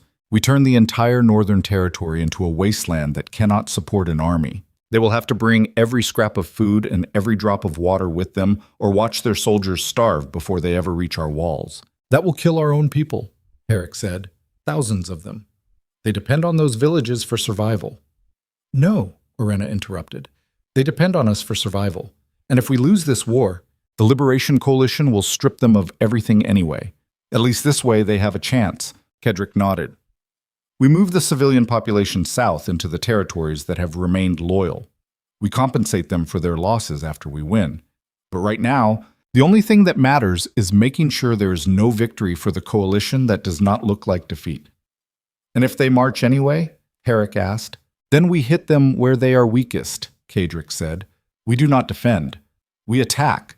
We force them to fight on ground we choose, in conditions we control, with supply lines stretched so thin that every mile they advance becomes a gamble. And when they finally reach Thornwall, if they reach Thornwall, they will be so broken and exhausted that holding this fortress will feel like a massacre. He looked around the table at the faces of men who had followed him through one civil war and were being asked to fight another. I know what I am asking, Kedrick said quietly. I know that everything I am proposing violates the rules of honorable warfare. I know that generations from now, historians will call me a monster for what we are about to do. But I also know this. If we lose, Orenna dies, and I will burn this entire kingdom to ash before I let that happen. The room fell silent. Then General Herrick stood and placed his fist over his heart in the old salute that soldiers gave when they knew they were marching toward death. We follow, he said simply. One by one, the other generals rose and repeated the gesture, and Kedrick felt the weight of their loyalty settle onto his shoulders like a cloak made of iron and blood. The evacuation began that afternoon. Soldiers moved through villages with orders that felt like endings wrapped in military efficiency. Pack what you can carry. Leave everything else. You have 6 hours. The roads south were packed with refugees within a day. Thousands of people abandoning homes their families had occupied for generations, trusting that the Duke who was sending them away would somehow bring them back. Behind them, engineers set fires and poured poison and demolished everything that could support an invading army. Smoke rose from a dozen locations simultaneously, black columns against a winter sky that looked like the landscape itself was dying. Orenna rode with the evacuation column, moving between wagons and helping families who had lost everything except what they could tie to their backs. An old woman grabbed her arm as she passed, her face weathered by 7 decades of survival. Is it true what they say? The woman asked. That the Duke is doing this for you? Orenna met her eyes and saw no accusation there. Just exhaustion and the kind of resignation that came from living through too many wars fought by powerful men over things that never mattered to the people who actually bled for them. Yes, Orenna said quietly. It is true. The woman nodded slowly. Then I hope you are worth it, girl. Because if you are not, a lot of good people are going to die for nothing. She released Orenna's arm and shuffled away, leaving those words hanging in the cold air like smoke from a funeral pyre. Orenna stood in the middle of the refugee column and felt the weight of an entire kingdom pressing down on her. Every family passing by was another life disrupted because Kedrick had chosen her over stability. Every child crying for a home they would never see again was a consequence of decisions she had influenced simply by existing. And the worst part was knowing that she would make the same choice again. Because leaving would not stop the war. It would only prove to Kedrick's enemies that he could be manipulated, that threatening the things he loved was a viable strategy. And the next woman who caught his attention, the next person he allowed himself to care about, would become another target in an endless cycle of violence driven by the belief that caring was weakness. So she stayed, and she helped pack wagons, and she tried not to think about how many of these people would hate her name for the rest of their lives. Malmossis. The first coalition column entered Valedorn territory 8 days later, 15,000 men marching north through the lowlands under banners that promised liberation and justice. They were led by Lord Malrith himself, a man in his 60s who had spent 40 years building a reputation as a moderate voice in aristocratic politics. He rode at the head of the column in gilded armor that had never seen real combat, surrounded by knights who believed they were saving the kingdom from tyranny. They found the first burned village on the 2nd day, then the 2nd, then the 3rd. By the 5th day, the entire column understood what they were marching into, a wasteland, every well poisoned, every granary burned, every road collapsed or blocked by debris that would take days to clear. The land itself had become an enemy, and the Duke they were trying to depose had weaponized his own territory against them. Lord Malrith called a council of war in his command tent while his officers argued about whether to press forward or fall back and resupply. He is insane, one of the younger lords said. He is destroying his own kingdom just to slow us down. No, Lord Malrith said quietly. He is showing us what happens when you force a desperate man into a corner. He is telling us that even if we win, we will inherit a graveyard. Then we show him that we are not afraid of his tactics, another lord argued. We push forward. We take Thornwall. We end this. Malrith stared at the map spread across the table, at the markers showing coalition forces converging from 3 directions, at the calculated distance to Thornwall Keep, and the number of days it would take to reach it through terrain that had been systematically destroyed. And he realized with the clarity that felt like swallowing ice water that Duke Cadric Ashbourne had already won. Because even if the coalition took Thornwall, even if they executed the Duke and installed their own government, they would be ruling over ashes. And the common people would remember forever that it was the Liberation Coalition that had forced their Duke to burn his own kingdom. But they had come too far to turn back now. Forward, Malrith ordered, and pray that we are strong enough to survive this. The ambush came 3 days later at a place called Raven's Gorge, a narrow pass between 2 cliffs where the road was barely wide enough for 6 men to march abreast. The coalition vanguard was halfway through when the cliffs above exploded in a cascade of boulders and burning pitch that turned the pass into a killing zone. Caedric soldiers emerged from hidden positions on both sides, crossbows and longbows raining death down onto men who could not retreat and could not advance. The battle lasted 20 minutes and ended with 800 coalition soldiers dead or dying in the gorge while the survivors fled in chaos. Caedric watched from the cliff edge, his face expressionless, his presence a dark silhouette against the smoke and flames below. General Herrick stood beside him, his armor splattered with blood from hand-to-hand combat that had turned the clifftop into a slaughterhouse. First blood, Herrick said. First message, Caedric corrected. Now they know what every mile costs. They will keep coming anyway, Herrick said. I know, Caedric replied, but they will come slower and afraid, and that is enough. The war became a nightmare of attrition and terror that lasted 3 weeks and felt like 3 years. Caedric fought like a man who had nothing left to lose because that was exactly what he had become. He hit supply convoys in the middle of the night. He poisoned water sources just hours before coalition troops arrived. He set traps that killed commanders and left their armies leaderless and panicked. Every engagement was calculated for maximum psychological damage rather than strategic gain. He was not trying to destroy the coalition army, he was trying to break its will. And it was working. Desertions began on the 12th day, first in trickles, then in floods, as soldiers decided that fighting for a coalition of nobles was not worth dying in a wasteland created by a duke who seemed willing to destroy everything rather than surrender. Officers began executing deserters publicly to stem the tide, which only made more men desert. By the 18th day, the coalition forces that had started at 20,000 had been reduced to 14,000, exhausted, terrified, and increasingly mutinous soldiers who were beginning to understand that they were not liberating Valedorn. They were being bled to death.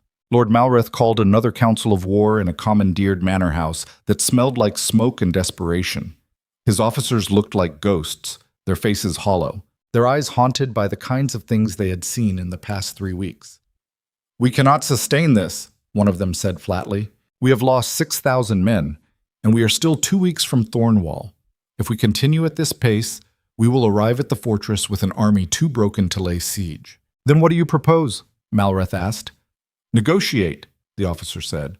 "Offer terms, concessions, anything that ends this before we lose everything." Malrith stared at the map and felt something inside him crack. He had spent 40 years building a reputation as a reasonable man, a moderate voice, someone who believed in compromise and diplomacy. And now he was leading an army that was being systematically destroyed by a duke who had abandoned every principle of civilized warfare. And the worst part was knowing that Caedric was right, that sometimes the only way to survive was to become the monster your enemies feared. "We do not negotiate," Malrith said quietly. "We end this. One final push. Every soldier we have left. We march on Thornwall and we take it, or we die trying. Because if we retreat now, we prove that fear is stronger than justice. And I will not give him that victory." The officers exchanged glances but said nothing, because they all knew the truth. They were not marching toward victory, they were marching toward a reckoning, and the only question left was who would be standing when it was over. But checking. The coalition army reached the plains outside Thornwall Keep on the 23rd day of the war. 14,000 men assembled in formation beneath banners that looked faded and worn, facing a fortress that rose from the cliffs like a monument to everything they had been trying to destroy. Cedric stood on the battlements with Orenna beside him and General Herrick on his other side, looking down at the army that had come to end his rule. His soldiers lined the walls, 6,000 men who had followed him through hell and were prepared to follow him through whatever came next. The wind carried smoke from the burning territories behind the coalition forces, a reminder of what this war had cost and would continue costing until someone finally blinked. "They're going to attack," Herrick said quietly. "Tonight or tomorrow. They cannot afford to wait any longer." "I know," Cedric replied. "Can we hold?" "Yes," Cedric said, "but holding is not enough. If we let them besiege us, they will call for reinforcements, foreign allies, mercenary companies. Eventually they will have enough strength to either starve us out or breach the walls. We cannot win by defending." "Then what do you propose?" Orenna asked. Cedric turned to look at her. His face was harder than she had ever seen it, carved into something that looked barely human. But his eyes still held the man she loved buried beneath layers of necessity and violence. "I ride out tomorrow at dawn," he said. "I challenge Malreth to single combat. Victor takes the kingdom." The words landed like stones dropped into water. Herrick stared at him. "Your Grace, that is insane. Even if you win, the coalition army will not honor the terms. They will have no choice," Cedric interrupted, "because I will make the challenge public, in front of both armies. If Malreth refuses, he looks like a coward who hides behind soldiers, while demanding that his enemy risk everything. If he accepts and loses, his coalition fractures because the man holding them together is dead. And if I lose?" He paused. "If I lose, Orenna finishes what we started." Orenna grabbed his arm. "Absolutely not. You are not sacrificing yourself so I can—" "I am not sacrificing myself," Cedric said firmly. "I am ending this war the only way it can end, with one of us dead and the other standing over the body. That is what this has always been about. Not justice. Not liberation. Just two men fighting over who gets to define what strength means." He took her face in his hands. "If I fall," he said quietly, "you take Thornwall and you hold it. You rebuild what I destroyed. You show them that the woman they tried to use against me is stronger than any of them ever understood. Can you do that?" Orenna's eyes filled with tears, but her voice was steady. "Yes." "Good," Cedric said. "Then we have a chance." The challenge went out at dawn, delivered by a rider carrying the ducal banner and a message written in Cedric's own hand. It was simple and brutal and left no room for interpretation. "Lord Malreth, you claim I am a tyrant. I claim you are a traitor. Let us settle this the old way. Single combat at noon. Winner takes Valedorn. Loser takes nothing." The rider returned within an hour with Malreth's response. "Accepted." The battlefield was a flat stretch of ground between the fortress walls and the coalition camp, neutral territory where both armies could watch without interfering. Cedric walked out alone, wearing leather and mail instead of full plate, carrying the sword that had killed 17 men during the Civil War and another 100 in the weeks since. Lord Malreth emerged from the coalition lines wearing gilded armor that looked beautiful and completely impractical. He carried a sword that had probably been forged by a master craftsman and never used for anything more violent than knighting ceremonies. They met in the center of the field, while 14,000 coalition soldiers watched from one side and 6,000 of Cedric's men watched from the other. Malreth stopped 10 feet away. Up close, he looked older than Cedric expected, tired, like a man who had been carrying a weight for too long and was ready to set it down. "You did not have to do this," Malreth said quietly. "You could have stepped down. Submitted to trial. Let the kingdom heal." "The kingdom does not heal by rewarding betrayal," Cedric replied. "It heals by learning that some things are worth fighting for, even when the cost is catastrophic." "And she is worth this?" Malreth gestured at the smoking wasteland behind him. "Worth thousands of dead? Worth burning your own territory to ash?" "Yes," Cedric said simply. Malreth shook his head slowly. "Then you are exactly the tyrant we feared." "No," Caedric said. "I am exactly the man you created. You and every other noble who decided that caring about something was a weakness to be exploited. You taught me that power was the only thing that mattered. You taught me that survival required sacrificing everything soft. And now you are shocked that I became good at the lessons you drilled into me." He drew his sword. "But I learned one thing you never understood," Caedric continued.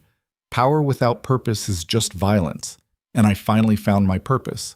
So if you want to take it from me, you're going to have to kill me for it." Malrith drew his own sword. It shook slightly in his hands. "So be it," he said. They came together like thunder and lightning colliding, steel ringing against steel in a sound that echoed across the plains. Malrith fought with the technique of a man who had been trained by masters, every move textbook perfect, every strike calculated for efficiency. Caedric fought like a man who had spent his entire life learning that survival was more important than style. He was faster, stronger, meaner, willing to use elbows and knees and anything else that created an opening. This was not a duel. This was butchery dressed up as ceremony. It lasted 3 minutes. Malrith landed 2 solid strikes that Caedric barely blocked. Caedric landed one that went through Malrith's guard and opened a gash across his ribs. The older man staggered, his gilded armor suddenly looking like a liability instead of protection. "Yield," Caedric said. "Never," Malrith gasped. They circled each other, both bleeding, both exhausted, both understanding that the next exchange would decide everything. Malrith lunged first, a desperate attack that committed everything to a single killing stroke aimed at Caedric's throat.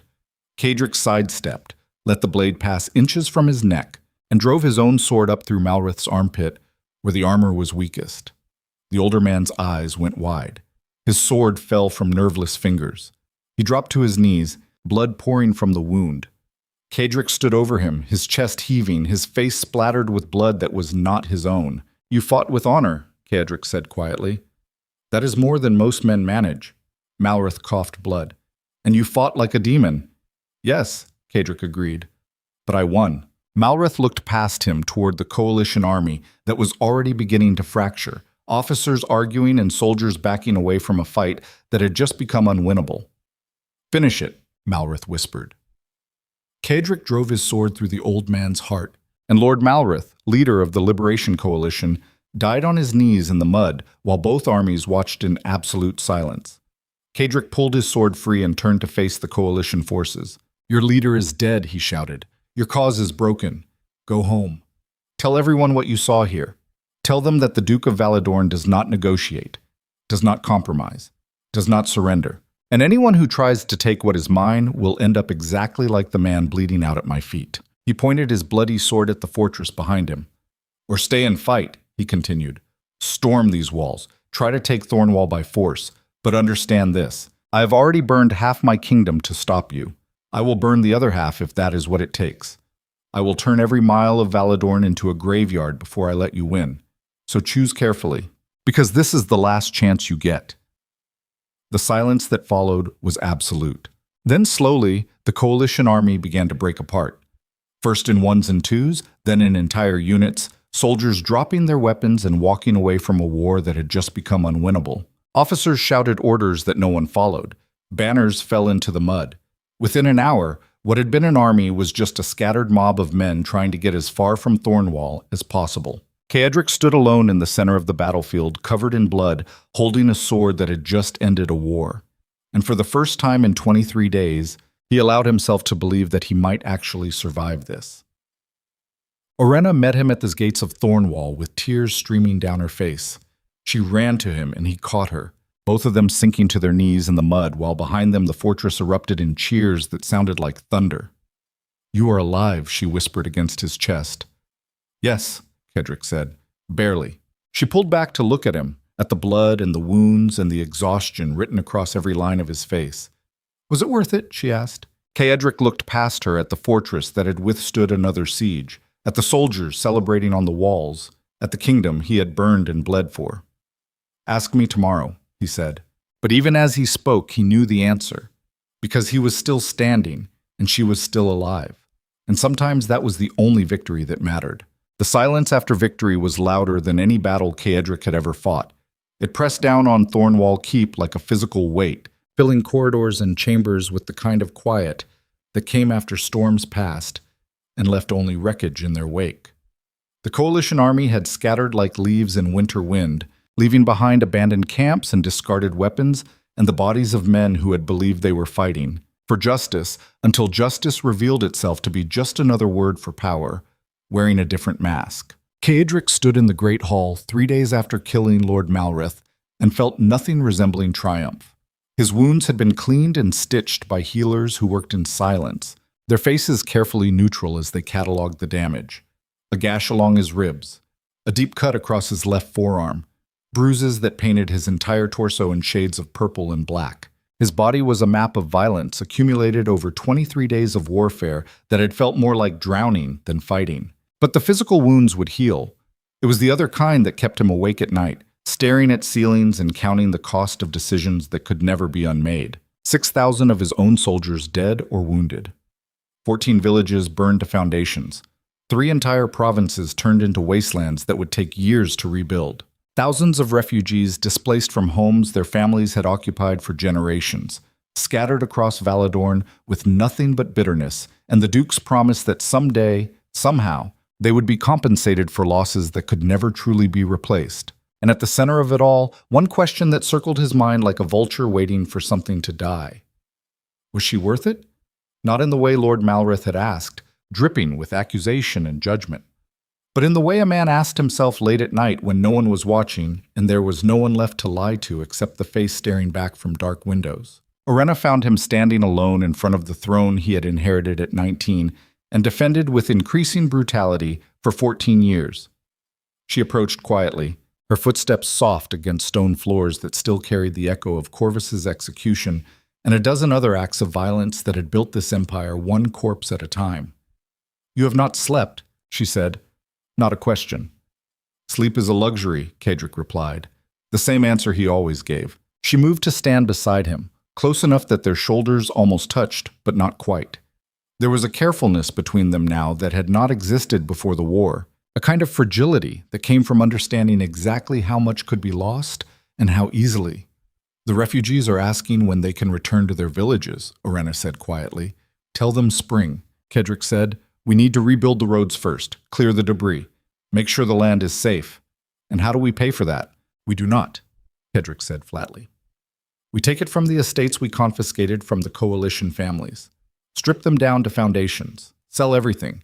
Use the gold to rebuild what we destroyed. That will create more enemies." "Good," Caedric said. "Let them be enemies openly instead of pretending to be allies while sharpening knives behind their backs. I am tired of the pretense." Orenna looked up at him.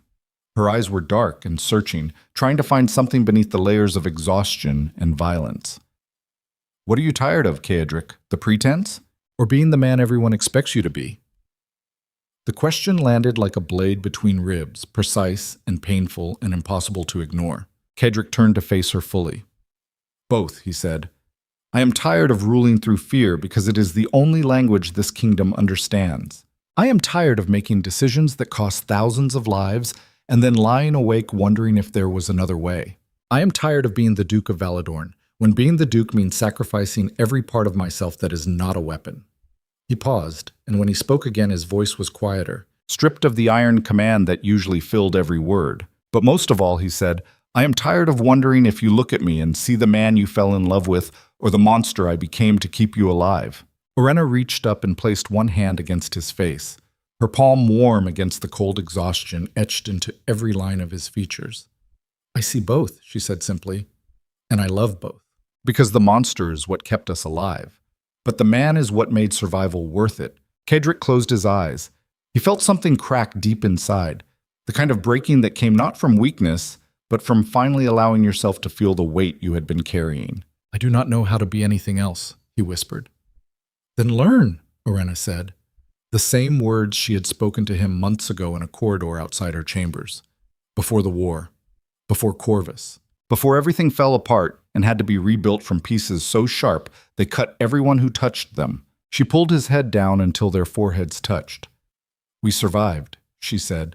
"Now we have to learn how to live. And that starts with forgiving yourself for the things you had to do to get us here." The first executions began a week later, not of enemies this time, but of the policies and traditions that had made Valedorn into a kingdom ruled by fear instead of loyalty. Ceadric dissolved what remained of the old High Council and replaced it with a smaller governing body that included representatives from provinces that had lost everything during the war. He restructured the taxation system to favor rebuilding over enriching noble houses. He issued pardons to families whose only crime had been backing the coalition because they believed the propaganda about a tyrant ruled by obsession. It was not mercy, it was pragmatism. Because Ceadric understood something that had taken 14 years and 2 civil wars to learn. You could not rule a kingdom if everyone inside it was waiting for you to die. You could make them obey through fear, but obedience born from terror was just rebellion, waiting for an opportunity. Real stability required something more dangerous than fear. It required people to believe that their ruler saw them as more than pieces on a board. The changes came slowly, implemented with the same ruthless efficiency Ceadric had used to win wars, but pointed in a different direction. Engineers began rebuilding roads and bridges. Grain convoys moved south to north, feeding provinces that had been stripped bare during the fighting. Compensation packages were distributed to refugee families, not enough to replace what they had lost, but enough to signal that the Duke remembered his promises. And through it all, Orenna stood beside him, not behind, not in front, beside, equal. The court noticed immediately. The surviving nobles whispered about it during council meetings, their voices carrying the kind of careful neutrality that came from not knowing whether this was another test or an actual shift in how power would be distributed. Lady Orenna had become the Duchess in everything but official title, and everyone understood that crossing her meant crossing Ceadric himself. But there were still those who believed that testing boundaries was worth the risk. Lord Heron, the master of trade who had lost 2 brothers during the Civil War, waited until a public assembly 3 months after the war ended to make his move. He stood during open forum, a privilege Ceadric had restored as part of his attempts to rebuild trust, and addressed the Duke directly. "Your Grace," Heron said, his voice carrying across the great hall, where 200 nobles and common representatives had gathered. "I have a question about the refugee compensation program." "Ask it," Ceadric replied from the throne. "The program draws funds from confiscated estates," Heron said, estates that once belonged to families who supported the Liberation Coalition. My brothers were among those families. They are dead now, executed for treason. But their children still live. Children who had no part in their father's decisions. And those children are being punished by having their inheritance stripped away to pay for a war they did not start." He paused, letting the words sink in. "It seems to me," Heron continued, "that we are simply creating the next generation of enemies by teaching them that the Duke takes everything and gives nothing back. Is that the kingdom we are trying to build?" The hall fell silent. Every eye turned to Ceadric, waiting to see if this was a legitimate question or a veiled accusation that would end with another execution. Ceadric leaned forward slightly, his expression unreadable. "You raise a fair point, Lord Heron. Tell me, how old are your nephews?" Heron hesitated. 8 and 12, Your Grace." "And do they understand why their fathers died?" "They understand that their fathers tried to overthrow you," Heron said carefully. Ceadric nodded slowly. "And do they hate me for it?" Heron's jaw tightened. "Yes, Your Grace, they do." "Good," Ceadric said. "Let them hate me. Let them grow up with that hatred and carry it into adulthood. And when they are old enough to do something about it, let them come to me directly. Let them stand in this hall and tell me to my face that I was wrong. Let them make their case for why their fathers deserved mercy instead of execution." He stood, his presence filling the hall like smoke from a wildfire. "And if they can convince me," he continued, "I will return every copper piece I took from their estates. I will restore their titles. I will give them everything their fathers lost. But until that day comes, their inheritance pays for the villages I burned and the families I displaced, and the children who are eating bark soup because I turned their homes into weapons against an invading army." He walked down the steps from the throne until he was standing directly in front of Heron. "You want to know what kingdom we are building?" Ceadric asked quietly. "We are building one where actions have consequences, where betrayal costs everything, where you do not get to plot against your duke and then expect your children to inherit the rewards of loyalty they never showed. That is the kingdom. And if your nephews hate me for it, then they can join the long line of people who have hated me and learned that hatred without power is just noise." Heron stared at him, his face pale. Yes, Your Grace. Cedric turned to address the entire hall. But let me be clear about something else.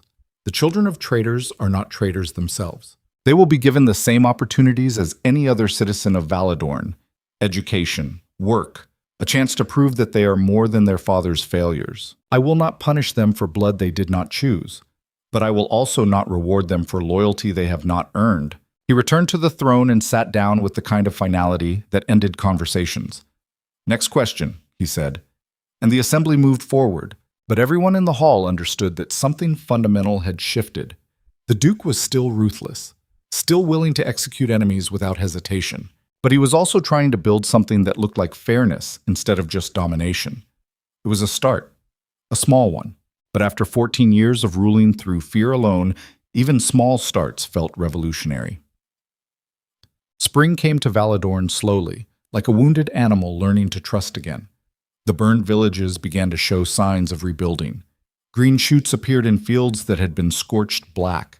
Children who had spent the winter in refugee camps started returning to homes that looked different, but at least existed. Orenna rode through the northern territories with a small escort, visiting towns and speaking with families who had lost everything. She listened to their stories without offering platitudes or false promises. She took notes on what they needed. She made lists of grievances that would be addressed and wounds that would take years to heal. And she carried those lists back to Thornwall, where Cedric read them in silence and began the slow process of making things right. One evening, 6 months after the war ended, Orenna returned to find Cedric standing at the window of his private chambers staring out at the northern sea. The sun was setting behind them, painting the water in shades of gold and blood. She crossed the room and wrapped her arms around him from behind, resting her head against his back. "Tell me what you are thinking," she said. Cedric covered her hands with his own. "I am thinking that I spent 14 years building an empire based on fear, and it took you less than a year to show me that empires built on fear do not last. They just collapse slower." He turned in her arms to face her. "I am thinking," he continued, "that every decision I made before you arrived was designed to keep me in power. And every decision I have made since has been designed to keep you alive. And somewhere in that transition, I stopped being the Duke my father's killers created and became something else. Something I do not have a name for yet." Orenna smiled. "I have a name for it." "What?" "Human," she said simply. Cedric laughed. It was a short, sharp sound that held more pain than humor. "I have done inhuman things, Orenna. I have burned villages and executed friends and turned my own kingdom into a weapon. Human does not cover what I have become." "No," Orenna agreed. "Human covers what you are learning to be. What you became was necessary. What you are choosing to be now is brave. And bravery is not the absence of fear or cruelty. It is doing the hard work of rebuilding yourself after you realize that the weapon you forged is cutting you more than your enemies." She took his face in her hands. "You are not your father," she said. "You are not Corvus. You are not Lord Malreth or any of the men who tried to destroy you. You are Cedric Ashbourne, the Duke of Valedorn, the man who fought 2 civil wars and survived. The man who is learning that strength and compassion are not opposites. And you are mine." Cedric pulled her close and held her like she was the only solid thing in a world that had been collapsing for months and was finally, slowly beginning to stabilize. "I do not deserve you," he whispered against her hair. "Probably not," Orenna said, "but you are stuck with me anyway." Brokush. The official coronation happened on the first day of autumn, exactly 1 year after Orenna had arrived at Thornwall Keep as collateral for her father's debts. The ceremony was held in the Great Hall before every remaining noble house and representative from provinces across Valedorn. Cedric stood at the center in formal armor that had been cleaned of blood and polished until it looked almost ceremonial instead of functional. Beside him stood Orenna in a dress the color of midnight, simple and elegant, with no crown or jewelry or pretense. She did not need them. Power radiated from her like heat from a forge. The master of ceremonies, an old man who had served 3 dukes before Cedric, stepped forward with a circlet of silver and obsidian that had belonged to Cedric's mother. He held it out to the duke, who was supposed to place it on Orenna's head himself, a symbolic gesture of authority transferred from ruler to consort. Cedric took the circlet. Then he knelt. The hall erupted in shocked whispers. The Duke of Valedorn did not kneel, not for councils, not for tradition, not for anything except personal choice. And now he was kneeling before a woman who had no title except the one he was about to give her. Orenna stared down at him, her eyes wide. "What are you doing?" "Making a choice," Cedric said quietly. "I have spent my entire life taking power, seizing it, defending it, killing for it, but I have never once given it freely. Until now." He held up the circlet. "Orenna Draven," he said, his voice carrying through the silent hall. "You walked into my life when I was a weapon pretending to be a man. You saw through every wall I built and refused to be afraid of what you found behind them. You stood beside me during a war that should have destroyed us both. You challenged me when I needed to be challenged and supported me when I needed support. You are the only person in this kingdom who has never asked for power but somehow wields more of it than anyone except me." He paused. "I am not asking you to be my duchess because I need a consort or because tradition demands it. I'm asking you to be my duchess because ruling this kingdom alone turned me into something I am trying very hard not to be anymore. And I cannot do this without you. I will not do this without you." He extended the circlet toward her. "So I am giving you a choice," he said. "Take this crown and stand beside me as an equal. Share this burden and this power and this broken kingdom that we are trying to rebuild. Or walk away. Return to your family. Live the life you should have had before your father's debts chained you to a man who destroyed everything he touched. Either way, you are free, completely. But if you choose to stay, you stay as my duchess, my partner, my equal in everything that matters." The silence that followed was absolute. Orenna looked down at the man kneeling before her, at the Duke who had killed dozens to protect her, and burned his own kingdom to keep her alive, and was now offering her the one thing he had never offered anyone. A choice made without fear or obligation or anything except the raw hope that maybe, just maybe, she would choose him anyway. She reached down and took the circlet from his hands. Then she placed it on her own head, the silver catching the light from the chandeliers above. "I choose this," she said clearly. "I choose you. I choose us. And I choose the kingdom we are going to build together." Cedric stood slowly, and for the first time in 14 years, he smiled like he meant it. The hall erupted in applause that sounded like thunder rolling through mountains. And Duchess Orenna Ashbourne stood beside Duke Cedric Ashbourne, while the entire kingdom watched and understood that something fundamental had changed. Valedorn was no longer ruled by fear alone. It was ruled by two people who had learned the hardest lesson of all, that power without love was just tyranny wearing a crown, and love without power was just sentiment waiting to be crushed. But together, balanced between brutality and compassion, between strength and vulnerability, they might actually build something worth defending. Matpatu. The years that followed were not easy. Scars did not heal overnight, and kingdoms did not rebuild themselves just because their rulers wanted them to. There were still enemies in the shadows, still conspiracies that had to be crushed, still moments when Cedric had to be the weapon he had forged himself into because the alternative was watching everything collapse. But there were also moments of something else. Children returning to rebuilt villages and laughing in streets that had been empty for too long. Farmers planting crops in fields that had been burned black and watching them grow green again. Refugees forgiving the Duke, who had displaced them because they saw him trying, genuinely trying, to make things right. And late at night, when the castle was silent and the northern sea crashed against the cliffs below, Cedric and Orenna would stand at the window of their chambers and look out over the kingdom they had nearly destroyed and then fought like hell to save. "Was it worth it?" Orenna asked one night, 5 years after the war ended. The same question she had asked half a dozen times before. Cedric pulled her closer, his arm around her waist, his chin resting on top of her head. "Ask me tomorrow," he said. The same answer he always gave, but this time he added something new. "Actually," he said quietly, "do not ask me tomorrow. Ask our children when they are old enough to understand what we did and why we did it. Ask them if growing up in a kingdom ruled by two people who chose each other over stability was better or worse than growing up in one ruled by fear alone. Let them decide if we were monsters or just two broken people trying to become whole." Orenna turned in his arms to look up at him. "Our children?" "Someday," Cedric said, "if you want them. If you think I would be anything except a terrible father. You would be a complicated father," Orenna corrected, "but a complicated is not the same as terrible. And yes, someday. I want them." She kissed him slowly, the kind of kiss that tasted like promises made in the dark and meant in the light. When they pulled apart, Kaedric rested his forehead against hers. I spent my entire life believing that caring about someone was weakness, he said. That love made you vulnerable. That the only way to survive was to cut away every part of yourself that could be used against you. And then you walked into my life and proved that everything I believed was wrong. You made me vulnerable, and somehow that vulnerability made me stronger. He pulled back slightly to look at her. So yes, he said, it was worth it. Every village we burned, every life we cost, every decision that will haunt me until I die. It was worth it because you are standing here. Because we are standing here. Because Valedorn is slowly becoming something other than a kingdom held together by fear. He paused. But ask me again in 10 years, he said. Because some questions take a lifetime to answer.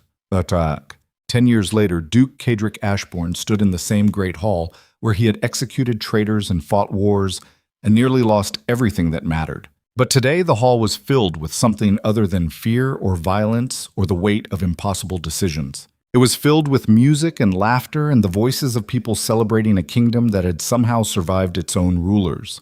Kaedric was 43 years old now, gray beginning to thread through his dark hair, scars layered on top of scars, until his body was a map of every war he had fought. But his eyes were clearer than they had been in decades, sharp and cold when they needed to be, but capable of something softer when his children were near. 2 daughters, ages 7 and 5, both with their mother's dark hair and their father's iron will. Both growing up in a kingdom that remembered the wars, but was learning to build something better from the ruins. Orenna stood beside him, her hand in his, watching their daughters dance with the children of nobles who had once tried to destroy them.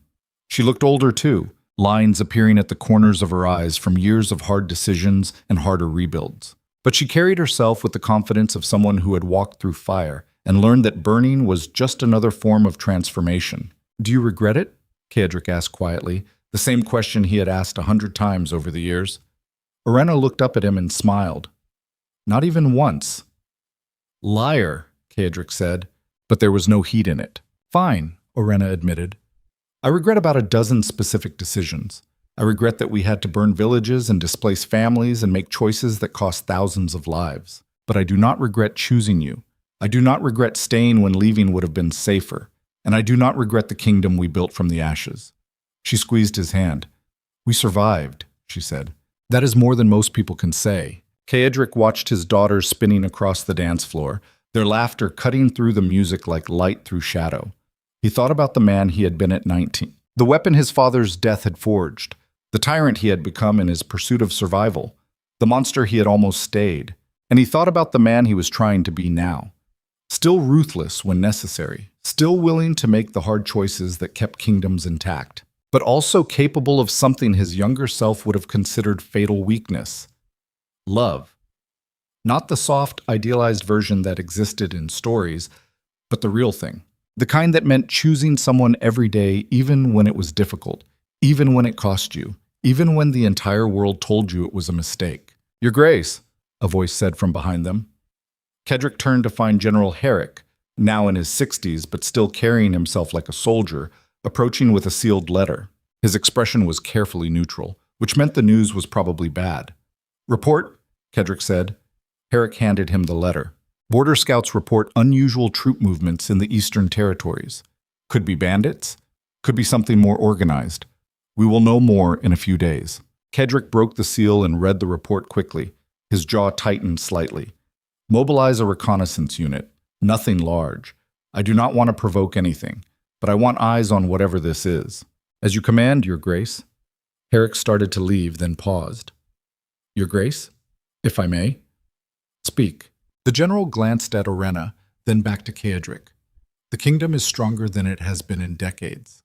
The people trust you. The nobles fear you, but also respect what you have built. You have heirs. You have stability. Whatever comes next, we will face it together. Kaedric studied the old soldier carefully. That almost sounded like encouragement, General. Herrick allowed himself the smallest smile. Even tyrants need to hear that they are doing something right occasionally, Your Grace. I am not a tyrant, Kaedric said quietly. No, Herrick agreed. Not anymore.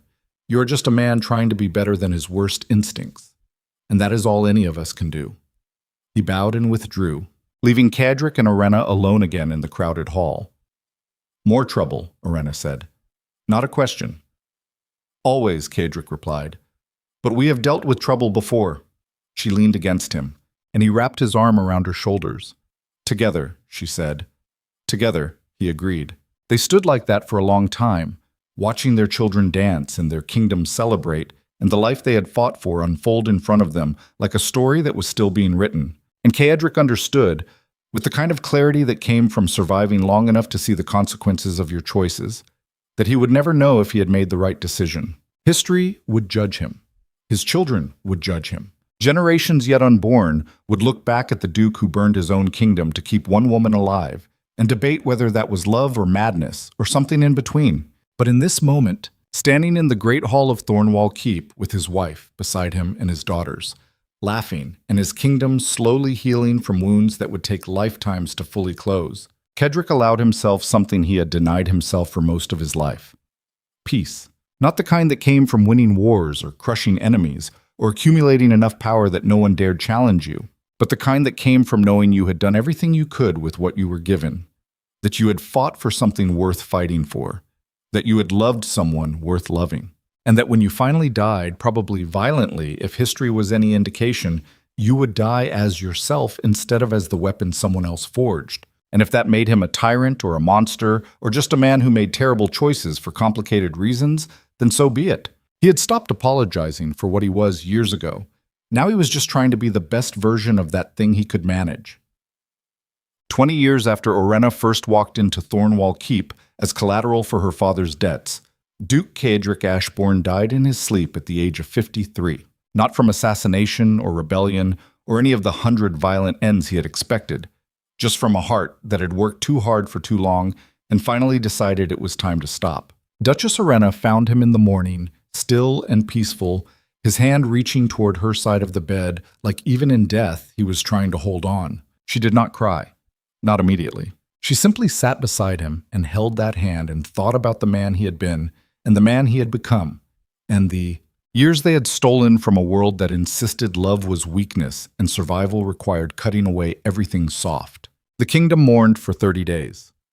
Not because tradition demanded it, but because the people genuinely grieved for a duke who had been ruthless and brutal and unforgiving, but also fair and honest and willing to rebuild what he destroyed. At the funeral, Duchess Orenna stood before the assembled nobles and common representatives and spoke without notes or preparation. "My husband was not a good man," she said. "He killed without hesitation when he believed it was necessary.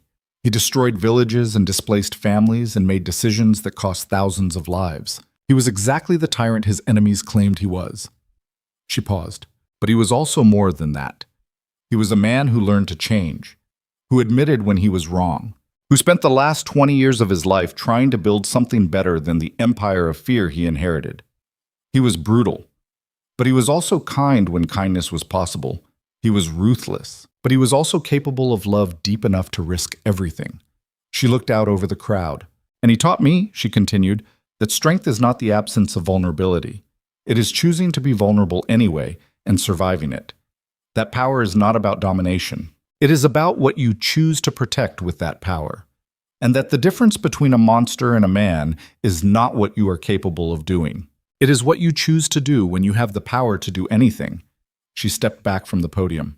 "Valedorn has lost its duke," she said, "but it has gained something more valuable. A lesson. That even broken people can become whole if they are willing to do the work.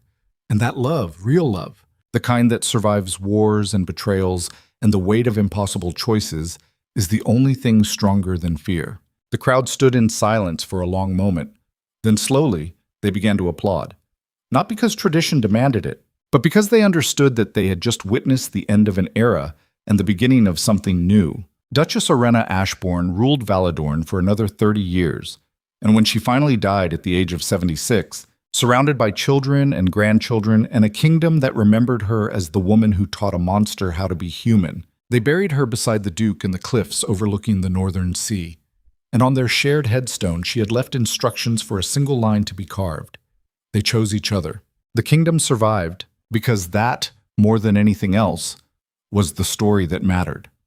Not the wars they fought, or the enemies they crushed, or the empire they nearly destroyed in their pursuit of each other, but the simple, brutal, beautiful truth that sometimes survival required becoming a monster. And sometimes monsters learned how to love. And when those two things collided, the entire world changed.